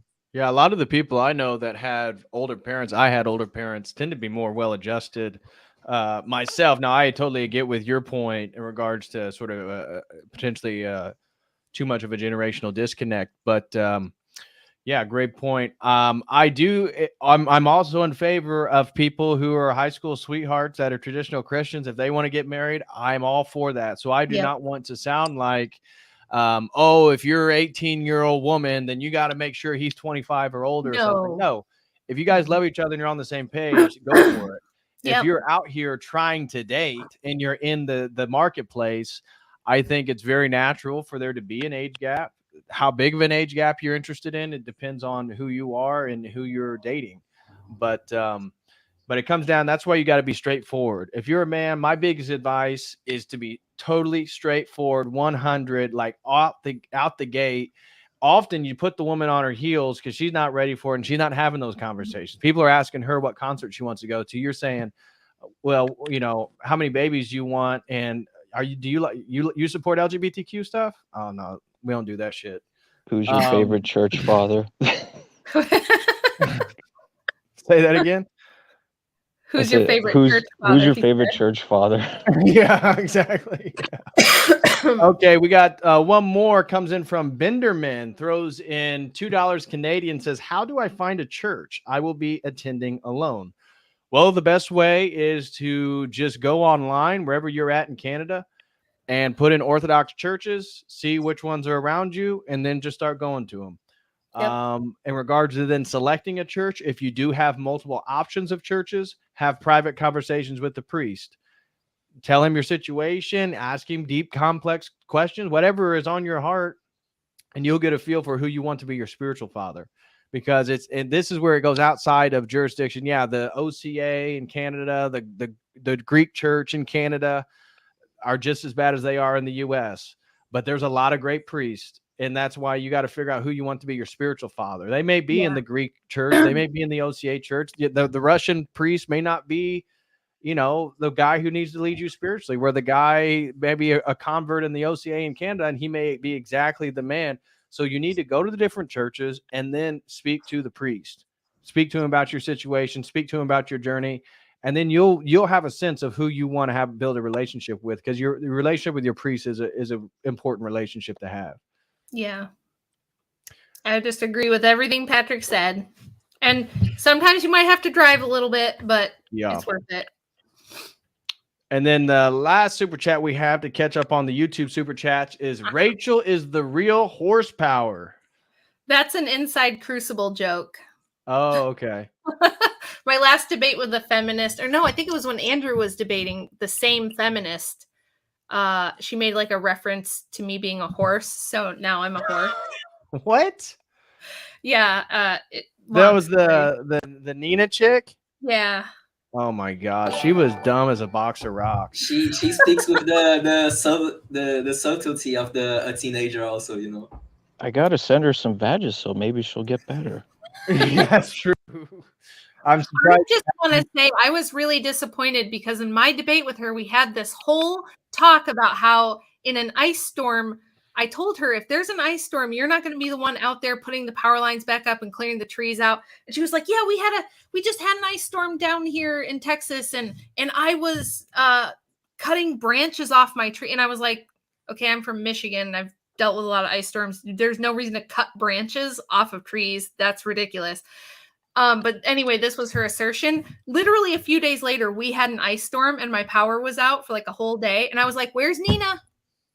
Where's Nina and the feminist crew who's going to come and turn my power back on? I was very upset. I had to wait for men to come and do it. We have a super chat that came in from our beloved Allison from A Devotional Heart. She throws in $5 and says, restoring God's natural design and respecting the differences between men and women is humanity's only hope. Men need women and women need men. Only a woman who can learn to demasculinize herself and truly respect a good man will find a devoted husband. Yes. Yes, Allison. That is correct. Ding, ding, ding. Yep. I couldn't agree more. I second everything Allison just said in that super chat. We had a couple more that came in over on the Streamlabs side of things. Well, a handful of them are you, Dr. Vagisil. We'll go through yours.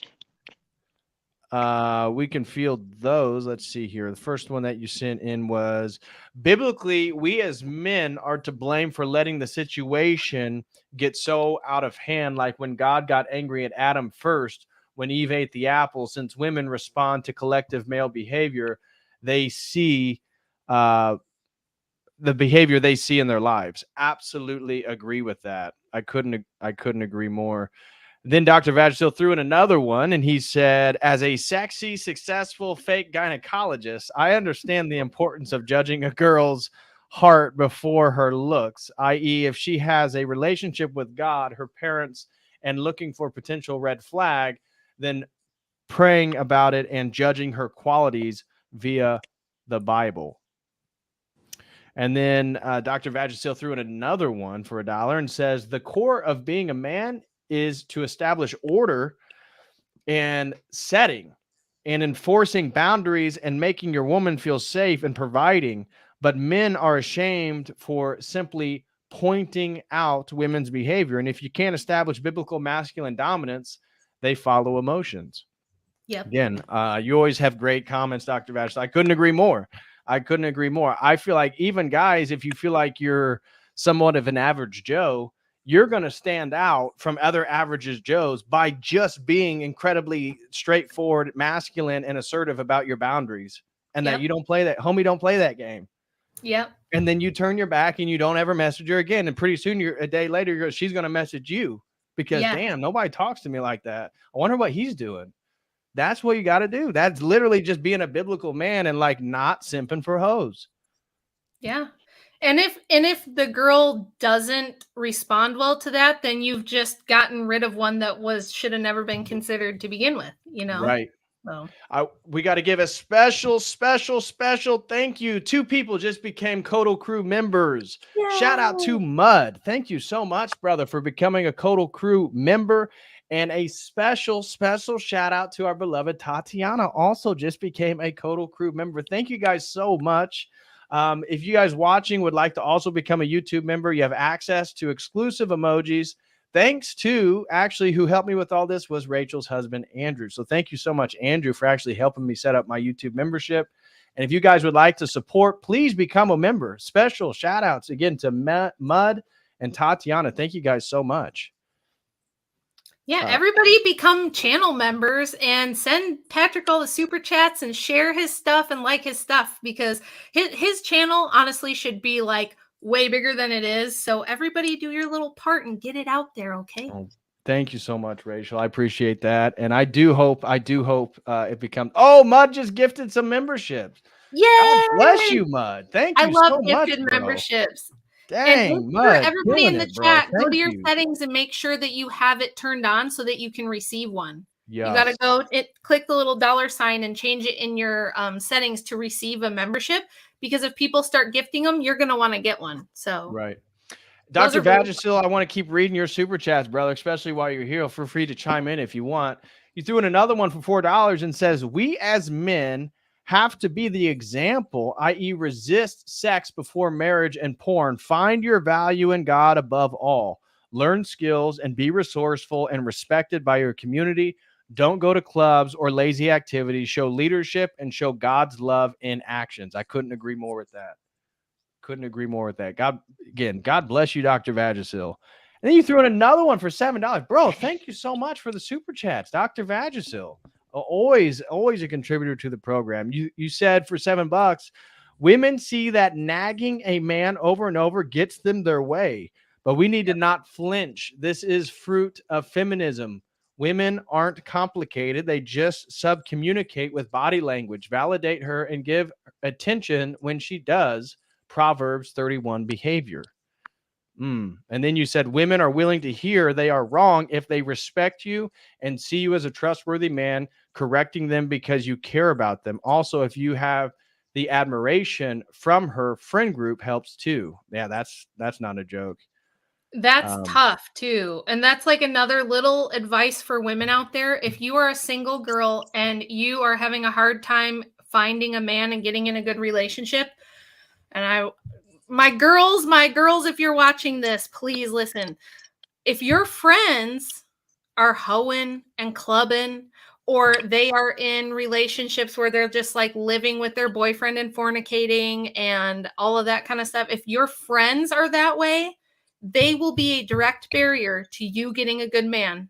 I know that's hard to hear. I know you don't want to hear it, but if you, and I've seen this literally like with my daughters, where one of them will start dating a really nice guy and the girl will immediately just go, oh, I don't like him. I think he's this. I think he's that. You should dump him. And and it's a real phenomenon that women will do to each other to try to pull them away from good men.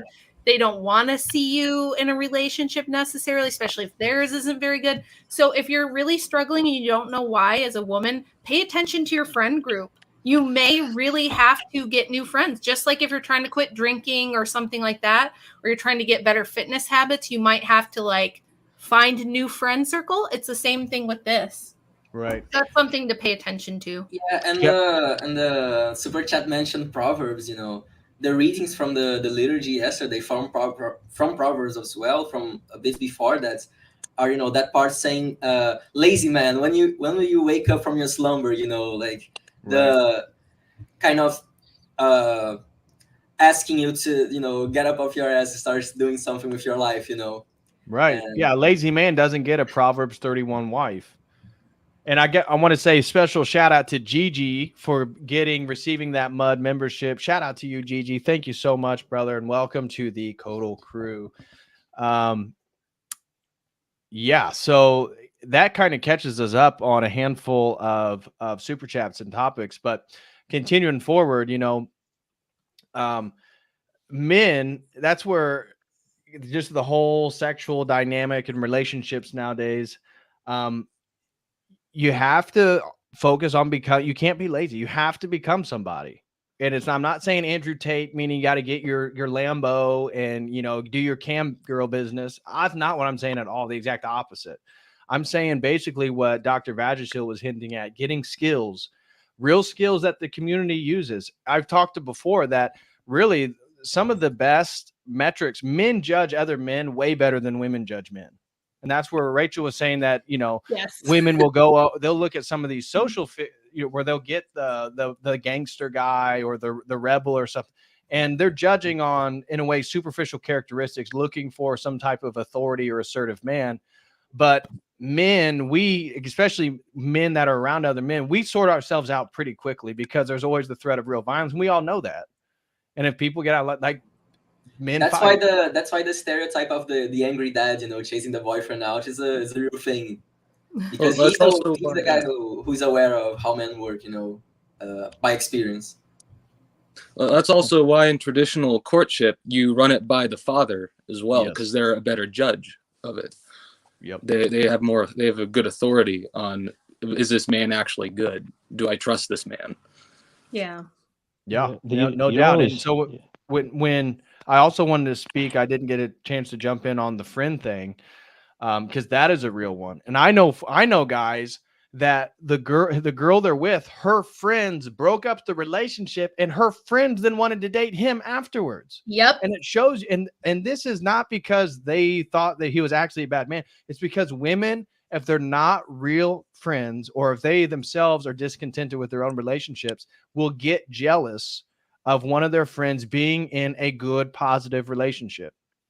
And you have to watch out. And girls then will cast their own insecurities onto the other girl to get her to like second guess and question the man that they may be with. I've seen this happen in my own life. And that's where, as a man, you have to also like talk about that beforehand. That's where I think one of the best things you can do as a man is like to not leave anything unspoken about, because that shows that you're not willing. There's nowhere that you're not willing to go, and you're not afraid if she leaves. There's things that need to be addressed. You need to say this, X, Y, Z. And if she feels a certain way and she wants to leave, well, then thank God you got it out sooner rather than later. Yep, that's true.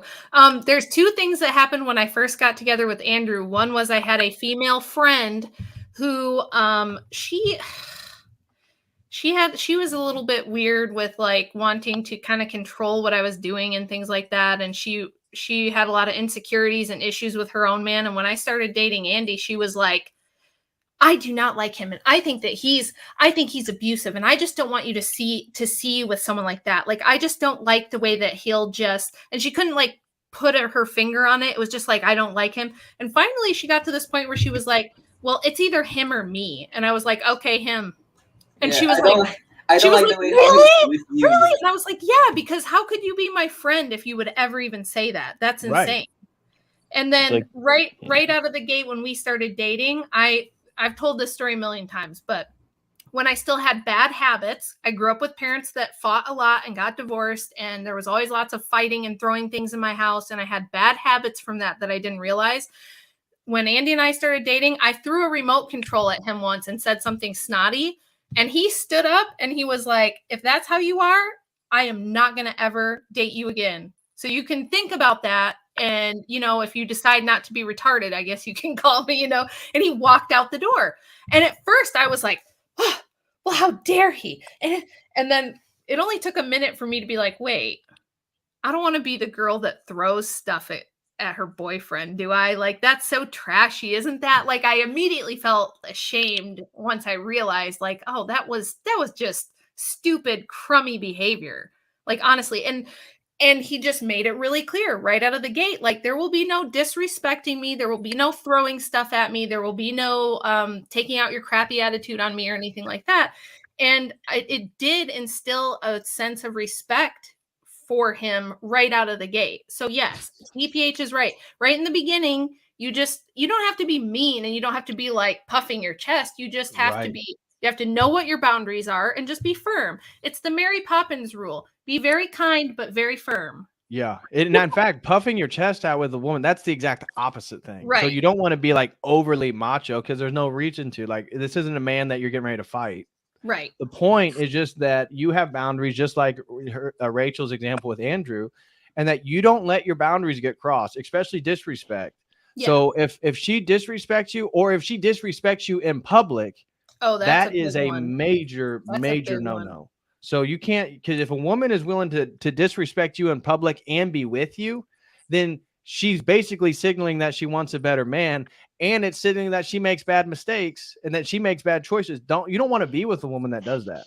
No. A woman, and so, you know, if my girlfriend or my wife, if she gets upset with me, that is fine. And I want her to tell me how she feels about things, but do it privately, not in public, never in public, because that is not. And if a woman disrespects you publicly, do not stand for that. That is not or like in front of a guy's friends. Like, my dad's ex-wife used to do this, and I would get so mad. Like, she would, to waiters and waitresses at the restaurant, make disparaging, snotty remarks about my dad, to strangers, to his friends, to people at the picnic or whatever. It was like, any issue she had with him, her way of dealing with it was, I'm gonna like make passive aggressive, nasty remarks to total like people who aren't even involved about him. And my dad would just sit there and take it for the longest time, and it made me so mad. And finally he did end up, he ended up divorcing her. It's not like I would ever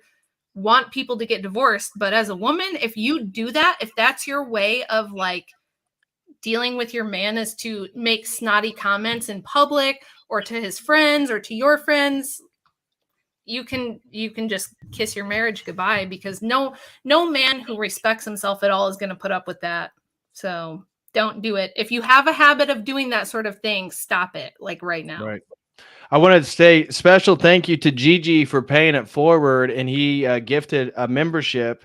And also a special thank you to Magdalene M for becoming a COTEL Crew member. So thank you guys so much for becoming members. I really, really appreciate it. Thank you guys so much. We have a couple more super chats that came in too to stimulate some conversation here. Charisma Mysterion throws in $2, no comment. Thank you very much, brother. And then he threw in another one that says lawless women ensnare a man. Ooh, That's true. Yeah. That's why somebody like a girl who's like using profanity, to me, that's a huge red flag. Not that when she gets upset, she can't use profanity or private. That's not even a big deal for me. Just like publicly, like what a woman does publicly and what I do. Like I curse and I say things and I'm a sinful person, but I try to keep all that stuff like, not publicly in the way I act in certain ways. So if a woman does that, it's okay. Like a man cursing, that's normal. That's how men are when we get together. Yeah. Like that's just how men talk to each other. Women, a woman who cusses a lot, you already assume she has a higher body count. She probably has tattoos and certain things. It just like there's a lot of potential red flags, piercings in different parts. So I'd be watching out for that. But yeah, lawless woman ensnares a man. That's why a man has to be in the law, right? Follow the law of God. Because if you're not, then you're going to be a simp and you're going to follow, a girl who's really hot and sexy or does XYZ. Yeah. There's another subtle dimension to that, actually, that I noticed, especially when I was with some women I know that I just immediately stopped really liking after this. It's vocal cadence. It's a subtle thing, but there's some women who just have a sort of catty, sarcastic vocal cadence to it. And even if they're not explicitly swearing, it's like it's that same sort of attitude that I mean, like, it kind of sounds like this. It sounds kind of like whatever, Patrick, like, okay, bro, like, whatever. Right. It's like this. Like you can be a lot of them have it. It's they have the Nina cadence. The Nina cadence. It's yeah. Give me enough attention. Oh my gosh. Yeah. That's a red flag. And a girl who can't speak without saying like all the time. I went out to go this since I've been Orthodox, dated a girl who was seemingly traditional, but I feel like you can't hardly even speak English. Like I try to talk to you. That's a lack of vocabulary. Yeah, every other word's like. She's from I can't even listen to Litecoin. you. Okay. I think it's not that hard, like for example, I didn't say like right now, this is the only time of my week I'm speaking English and I can manage not speaking like, every single sentence. It's not that hard. It's really just a lack of trying, to speak in a normal way. And a lack of critical thinking, because they probably think that way. Like, the way you speak is often the internal monologue you have inside your head. It's like an NP. When I hear a woman that's just like they had another clip of that same the podcast you referenced where Sovereign Bra or whatever was explaining about dating the older woman versus the trans woman. Yeah. It was the same. I think it was the same podcast, and this girl was trying to articulate what she thought was wrong with dating, and she was like I just don't like when I'm trying to talk to a guy, and it was like making my brain smoke trying to listen to her. And I feel like when I hear girls talk that way, it means they're an NPC. Right. It's like, it's a sign that they are just like an NPC, like follow whatever is on my phone screen, follow whatever my friends do. And it shows an uncomfortable feeling they have with silence, because if you don't know what to speak next, you can gather your thoughts, you can just stop for a bit, think about it. But she can't, she's just, I think of this because she has to continue speaking, talking, maybe even talking over you, if you're waiting for her to finish something or things like that, That's another thing that I would go back and listen to my 20-year-old self and probably want to smack myself, because I was that person that was like, silence made me uncomfortable. So I would always just be constantly vocalizing everything that went through my head. And I actually had a female manager at my first real job who said, "Sweetheart, you seem like a really nice girl, but do you ever stop talking?" At first I felt so insulted and so bad, but then I was like, whoa, I really do that, don't I? I really do. But and I've always been a talker, but now I talk on the internet, and people watch and listen to me talk on purpose. So I call my dad and I'm like, this is just your reminder that being a talker has worked out for me. So sometimes funny. It's not so bad, but yeah, you do have to be able to be quiet sometimes too. Oh yeah, we can dive into that right now. Chase Hager threw in 199 and said the face when your skill is guitar and debating tards. You know, this is a perfect example. How in the heck is Chase Haggard still single? Ladies, what the hell? Like, are you single? Last I talked, he was dating somebody who was. Well, I was aware. Maybe he is now. He's unmarried. We can definitely say that. That's he's not married, and I'm like, why has he not been scooped up like a million times over? But well, same with my buddy. He can't stop speaking in puns.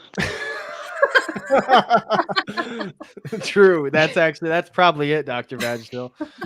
But I have a buddy, again, my godson, but I don't like using that term because he's actually a month older than me. But one of my good friends, Michael Moeller, Dr. Michael, he's a naturopathic doctor. He owns his own business. He's an incredibly fit, good-looking dude who's very smart and articulate.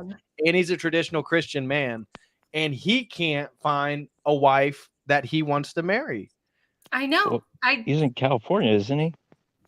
Well, he's just moved from California to Idaho, so I think his chances of finding somebody might increase. But yeah, he was in SoCal, and he was telling me some of the nightmare stories is he would meet, being in SoCal, all the women were pretty, so it wasn't like he was, the women were ugly. They were all pretty. But in regards to values, in regards to orthodoxy, in regards to like family, not wanting, the whole career thing, or like, oh, well, we can have kids once I'm like 33. It's like, he could not find somebody that was totally on the same page of like being a traditional Orthodox Christian and just becoming a family. And it's not like none of us, even myself, it's not like I'm putting pressure on anybody. Oh, we got to have kids right away. I don't want to have kids right away. But partly of why you also want, for me, I wanted somebody a little bit younger is I don't have that pressure. When you talk with somebody and they're 33, if they're my age, 33, I'll be 34 in September. That's a lot of pressure because if we got together and we got married in the next year, that means we got to have babies within that year as well, or at least trying to have babies. I don't want that pressure. My thing is my business. This is what I feel like God's purpose is for me and what I need to focus on, my work, my books. And I want somebody that is on the same page, but we can like share the timeline. And so, so I know Dr. Michael Moeller, he is still single. And it's like, to me, I even try to set him up with some of these girls. I don't even know. Like, that's the thing. Even with Orthodox dating, it's God's providence, because even if you have everything, if you're a man and you got everything going for you, you can't find a girl. I will say that, I have a lot of friends who are Orthodox men and friends who are Orthodox women. That's one of the good things about getting older is now I'm like the mom. So like these younger guys just see me as like big sis or like their internet mom. So you can actually talk to them and it's actually like that, which is a really nice phase of life to be in my opinion. But when I do try to connect single women with single guys I know, I will say the men seem to be far less picky, far more open, and the women are like, they'll either act really interested in the beginning and then ghost the guy and you never find out why. Or I'll be like, what about this guy? He's really nice. He, has a good job and he's single and he's handsome and he's really well thought and spoken and he's great. And they'll be like, not my type. You know what I mean? It's just like, I have to say that honestly, I do find the women to be much pickier, and it's very hard for them to even tell me what the heck it is that they want. So no, I agree. Most of them can't. And I'm not trying to again, my goal for today's stream was not to just bash women all the time. That's why I came out trying to be overly critical of men, which I saw rubbed off from the betas in the chat right away, which I knew it would. And I always want that to happen actually. But my own experience being an Orthodox man trying to date is a lot of women don't actually know what they want. And for me, a huge thing that I was looking for was like the ability to submit. Like, if we're going to do this, I want you to trust me. And if you trust me, okay, well, then you need to be submissive. Like this isn't up for debate. This isn't an argument. This isn't something that we're going to go back and forth when it's just basic stuff. And so if a woman is argumentative about basic stuff, like no, that we're not going to do that. I don't care if you're Orthodox. I don't care if we have the same politics. I don't care if you want to talk about homesteading all the time. Like, shut up. This isn't for debate. And it's not meaning that I'm trying to be rude or misogynistic or, put that woman in her place. It's like, look, we have different roles. And some stuff like if you wanted to argue about theology or something, or like, stop. Like, what are you talking about? So I noticed even with the orthosphere, some women just like refuse to submit and just be submissive. And it's not that they don't have a voice, because I would give them, I want to hear everything. Right. Why you want to argue? Like, shut up. Yes.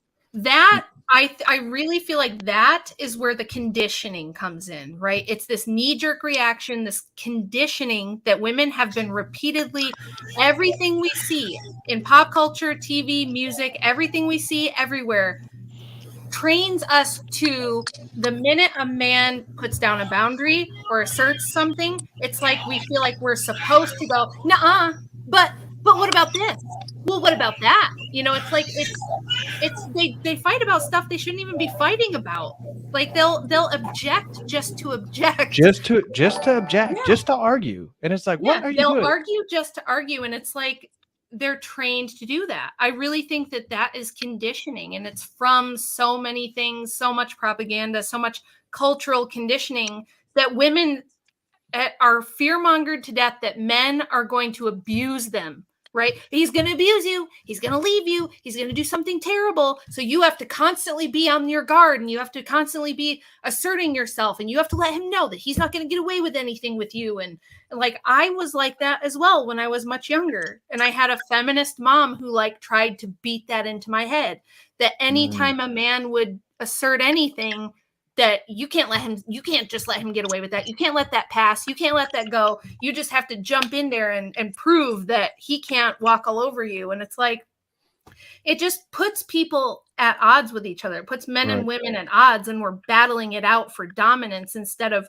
working together and realizing that our salvation is tied to each other.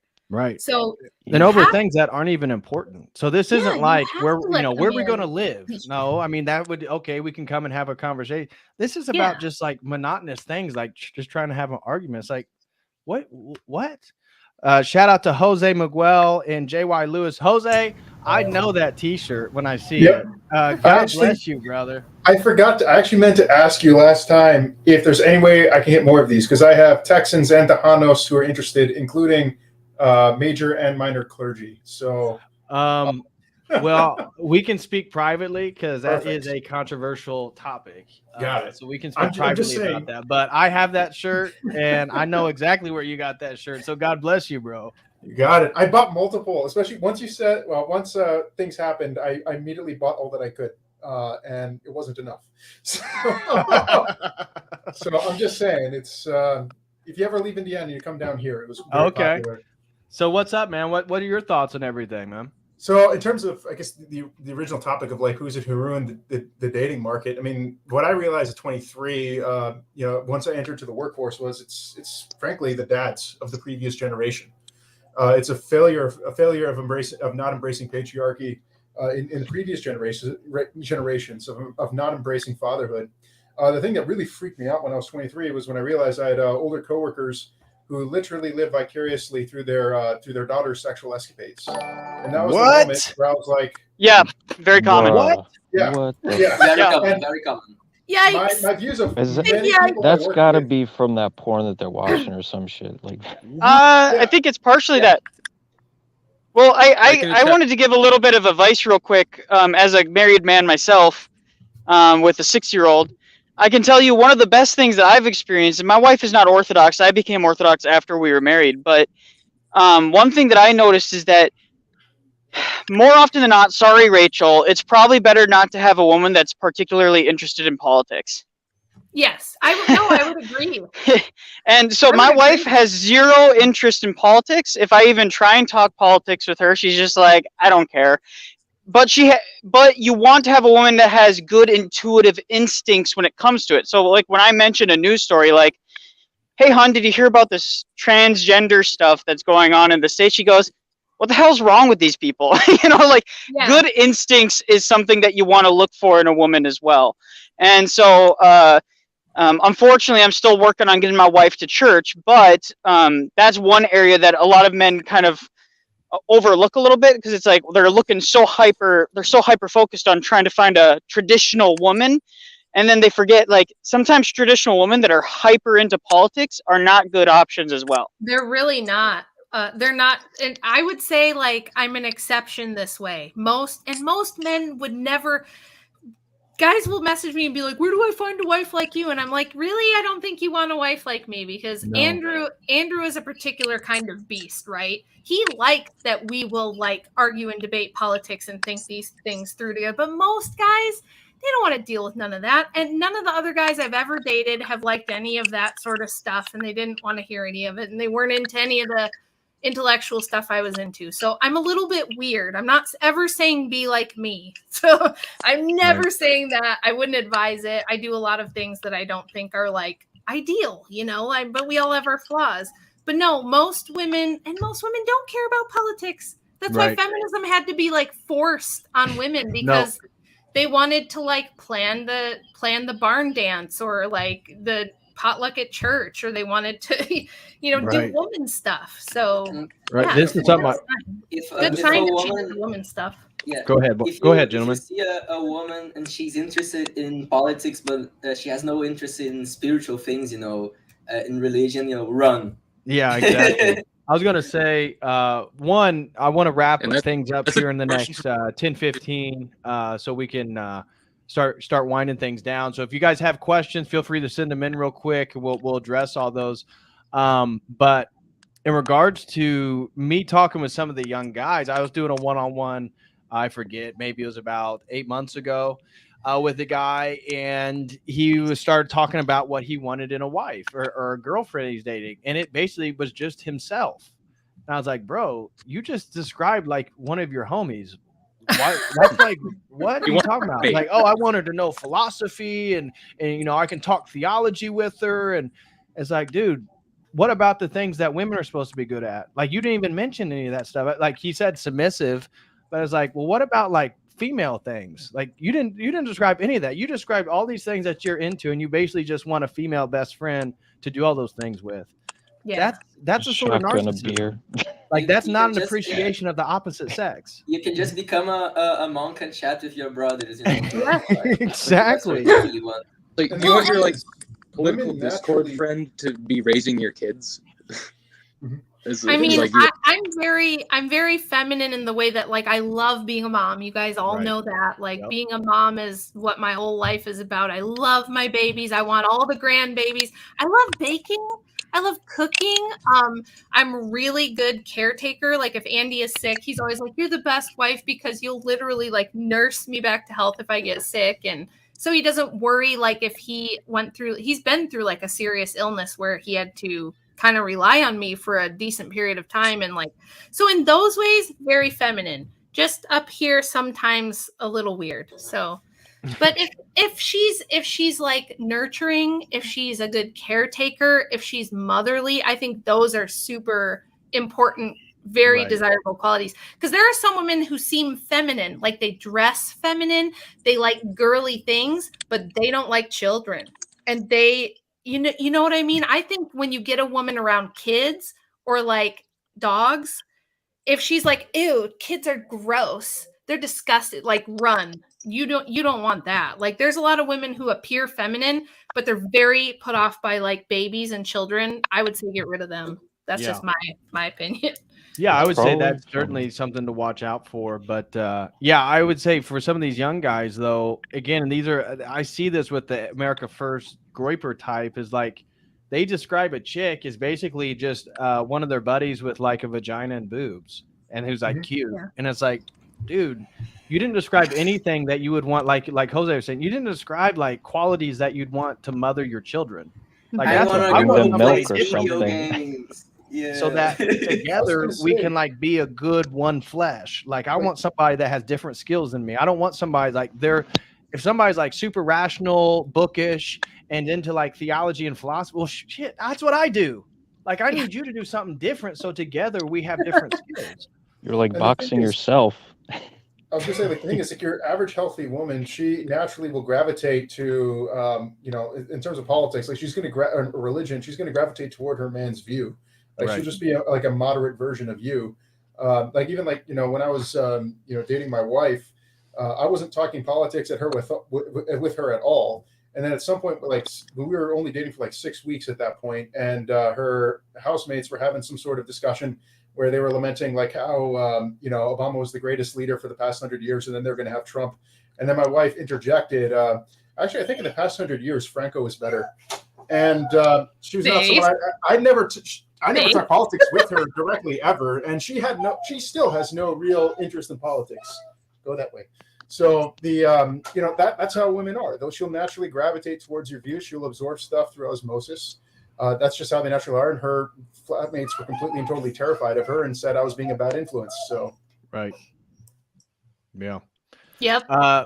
We had a super chat come in. I'll just read it real quick. I know we're gonna wind down the show here.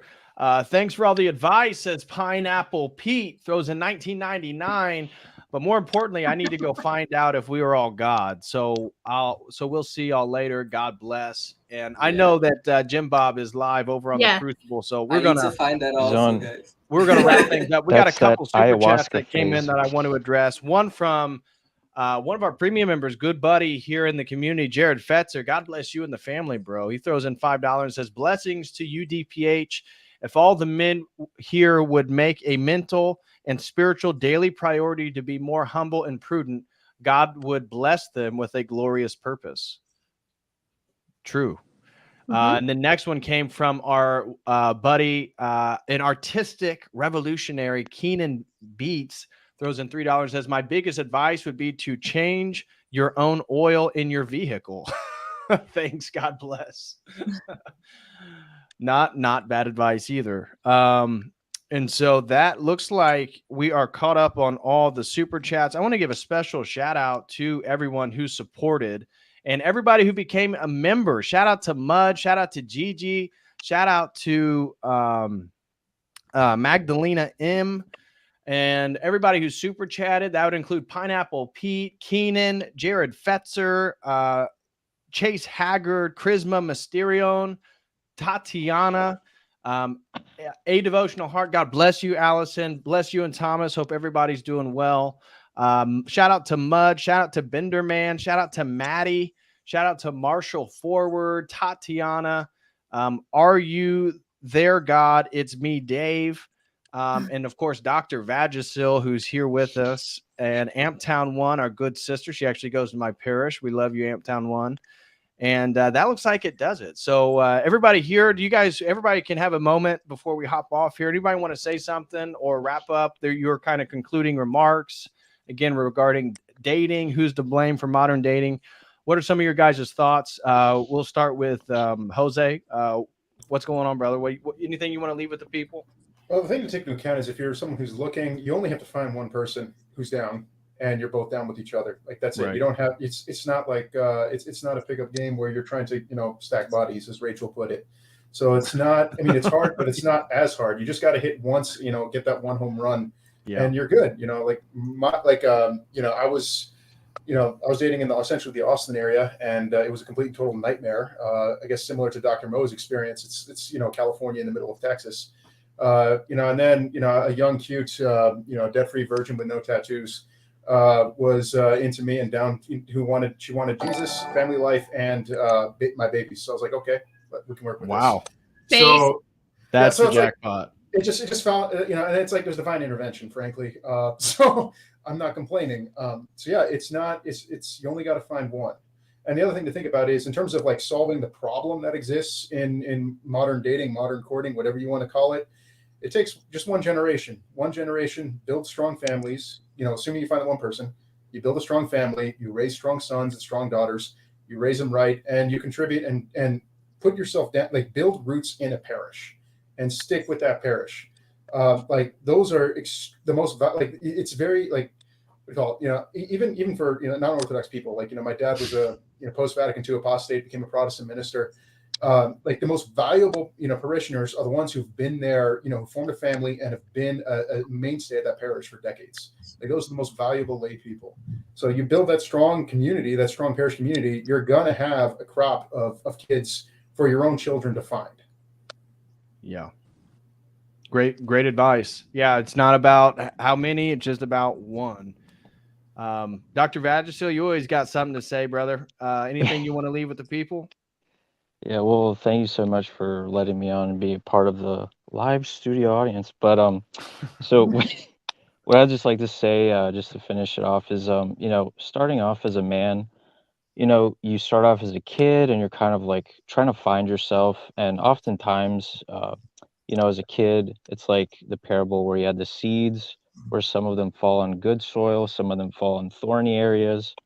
And oftentimes, when you're a kid, you get into like these thorny areas where sometimes you don't really think about God until later on in your life, because, you grow up in this secular world where everything's like, oh, if you're not having sex in high school, then you're a loser and all this other stuff. So it's like, one of the difficult things obviously is like, not having the sex for marriage, not because, it's a punishment, but because God is like, okay, if you reserve this for marriage, then you're not just going to have this vapid like view of women where it's like, Right. oh, sexy time, blah, blah, blah.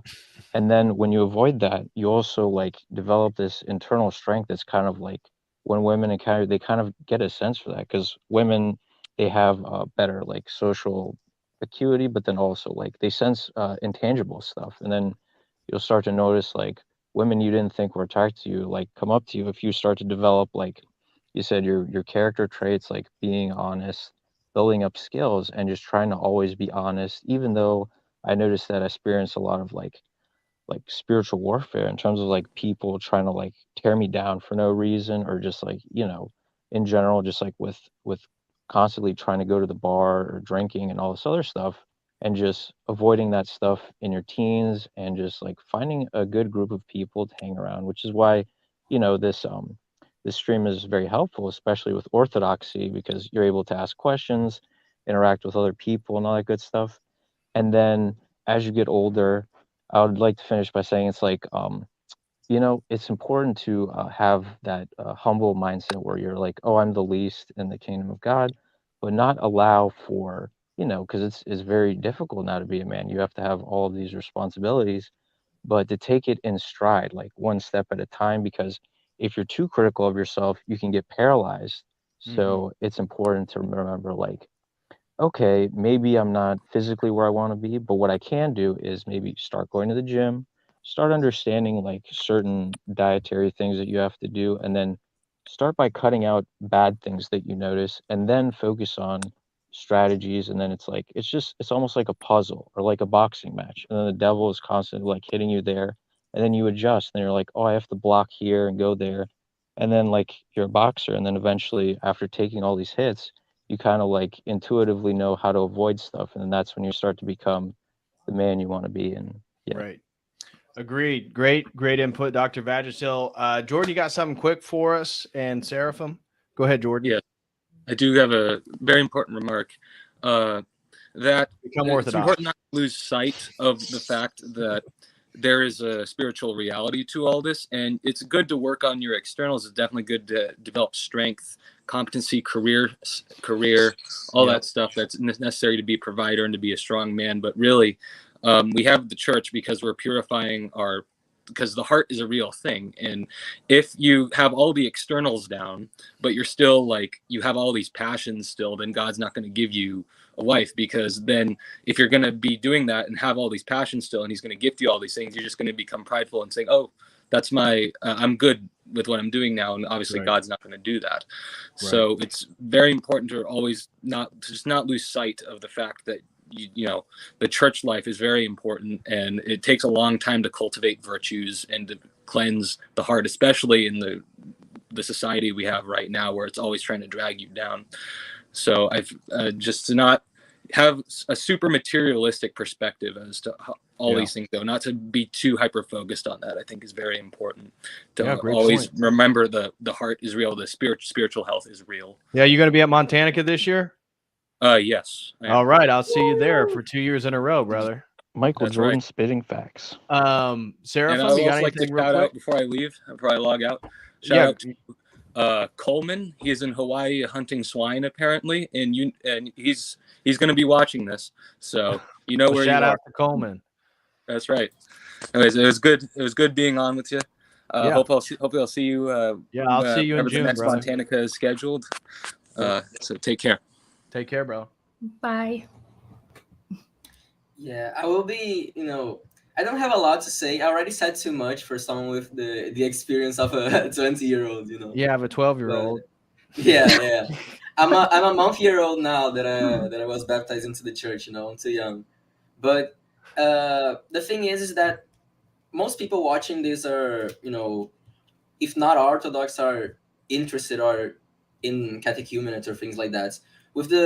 When you get into the church, the grace that comes into you will be the most important part of it will be the discernment you will have. Our clergy here always instructs us to not to think too much about what you will do before you're baptized. Focus on that. If you are trying to get married, this is a church thing too. Right. You're not really supposed to be thinking about marriage before you do that first. And even then, this discernment that comes to you, maybe it's for you to not get married. There are two paths in life. There's marriage and monasticism, and it's obviously way more people are going to get married, but it's a thing you should consider. Well, I agree with that, but don't become a monk because you don't get a girlfriend. Yeah. Become a monk because that's what God calls you to. So Right. I've heard too much rhetoric about guys. Well, if I don't get a girlfriend by 32, I guess I'm gonna be a monk. Well, you're gonna be a shitty ass monk, dude. Yeah. Like, And it's the same thing that Rachel mentioned. I don't think she mentioned today, but I saw her talking about in other YouTube things. If you are a girl who hangs out with a lot of men, do a lot of stuff, you're not going to be used to it when you get married to just settle down. When you become a monk, you're kind of settling down in a place to you, and you're not going to be used to that if you just with that attitude you get to 30 and just settle down that way. Yeah. But that's it. I'm not going to speak too much. I have to go watch gym. All right. I'm gonna back all you guys out, and then me and Rachel are gonna close out the stream here. So Jose, love the t-shirt, brother. God bless you and the family. Dr. Vagisil, thank you so much for the support, and Seraphim, always a pleasure for you to come on. So blessed. Thank you. Yep. Thanks, guys. All right, Rachel. If you want to give the people your finding conclusions, again, go follow her YouTube channel. She has a new channel. It's in the video description. Make sure you go sub to her and support our sister. Anything you want to leave with the people before we hop off here? Just that when you're thinking about dating, you should be thinking about marriage and what marriage is for, and you should be thinking about finding a partner to go through life with you. You're going to go through your worst moments with that person and your best moments with that person. You're going to be raising other human beings from birth to, adulthood with that person. And you're going to be having grandkids and everything else with that person. So you have to think about it differently than a lot of people do, which is just like very surface level. And a lot of good advice in this stream that I think could help a lot of people. So share it, spread it, share it with everybody that who's like struggling with dating, and maybe we can start to turn the tide a little bit. I know it feels like we're always swimming upstream against the culture, and we are, but there's a lot of us, and there's more and more people coming around to what we're trying to talk about every day. So that's it for me. I think we had one more super chat that came in. This is from Gen Z Philosophy, and they threw in a super chat saying the answer to the question, meaning who's to blame for modern dating, is Satan. Also, modernity itself is a kind of problem since, quote unquote, dating is not a traditional way of securing a spouse. Best to form a close hetero relationship and get married while younger so as not to be unchaste. So thank you so much, Gen Z Philosophy, for that super chat. I do want to appreciate your support. And again, I want to remind everybody, go follow Rachel. Rachel, thank you so much for coming on. We got to do more of these. I think these are a lot of fun, and it's fun to get more people in here. So thanks again for coming on. God bless you and all your work. I just saw you on Elijah Schaefer's show. So it's great to see your exposure and your work growing. So God bless you and everything that you do. Well, thank you so much, Patrick. You've been a huge help for me in that regard. Like a lot, I get probably more people tell me they found me through you than anything else that I've done so far. Yeah. Yeah. Because I mean, like Tucker Carlson and some of these bigger shows, I'm just on for a couple minutes, or I'm like one guest in a sea of guests or things like that. And some of the streams that we've done have just been really impactful for people. So I'll get like whole emails that people will write me about what it meant to them, a conversation that you and I had or something like that. So I love doing streams with you, you know that, and we will definitely do more. And thank you so much for all of your support of the stuff that I do. So, oh, well, thank you. And I appreciate, again, you and Andrew's friendship. It really means a lot. And I can't wait for us all to get back together in Montana this year. Yeah. So everybody smash that like. Make sure you share the stream. Special shout out to all the new members. And I will be back tomorrow night with Jay Dyer to talk about ecumenicism and the death of truth. And we're going to be getting into orthodoxy, ecumenicism, the Rockefeller Foundation, and the Antichrist. So it should be a fun conversation. I will see you all tomorrow night. But until then, as always, God bless.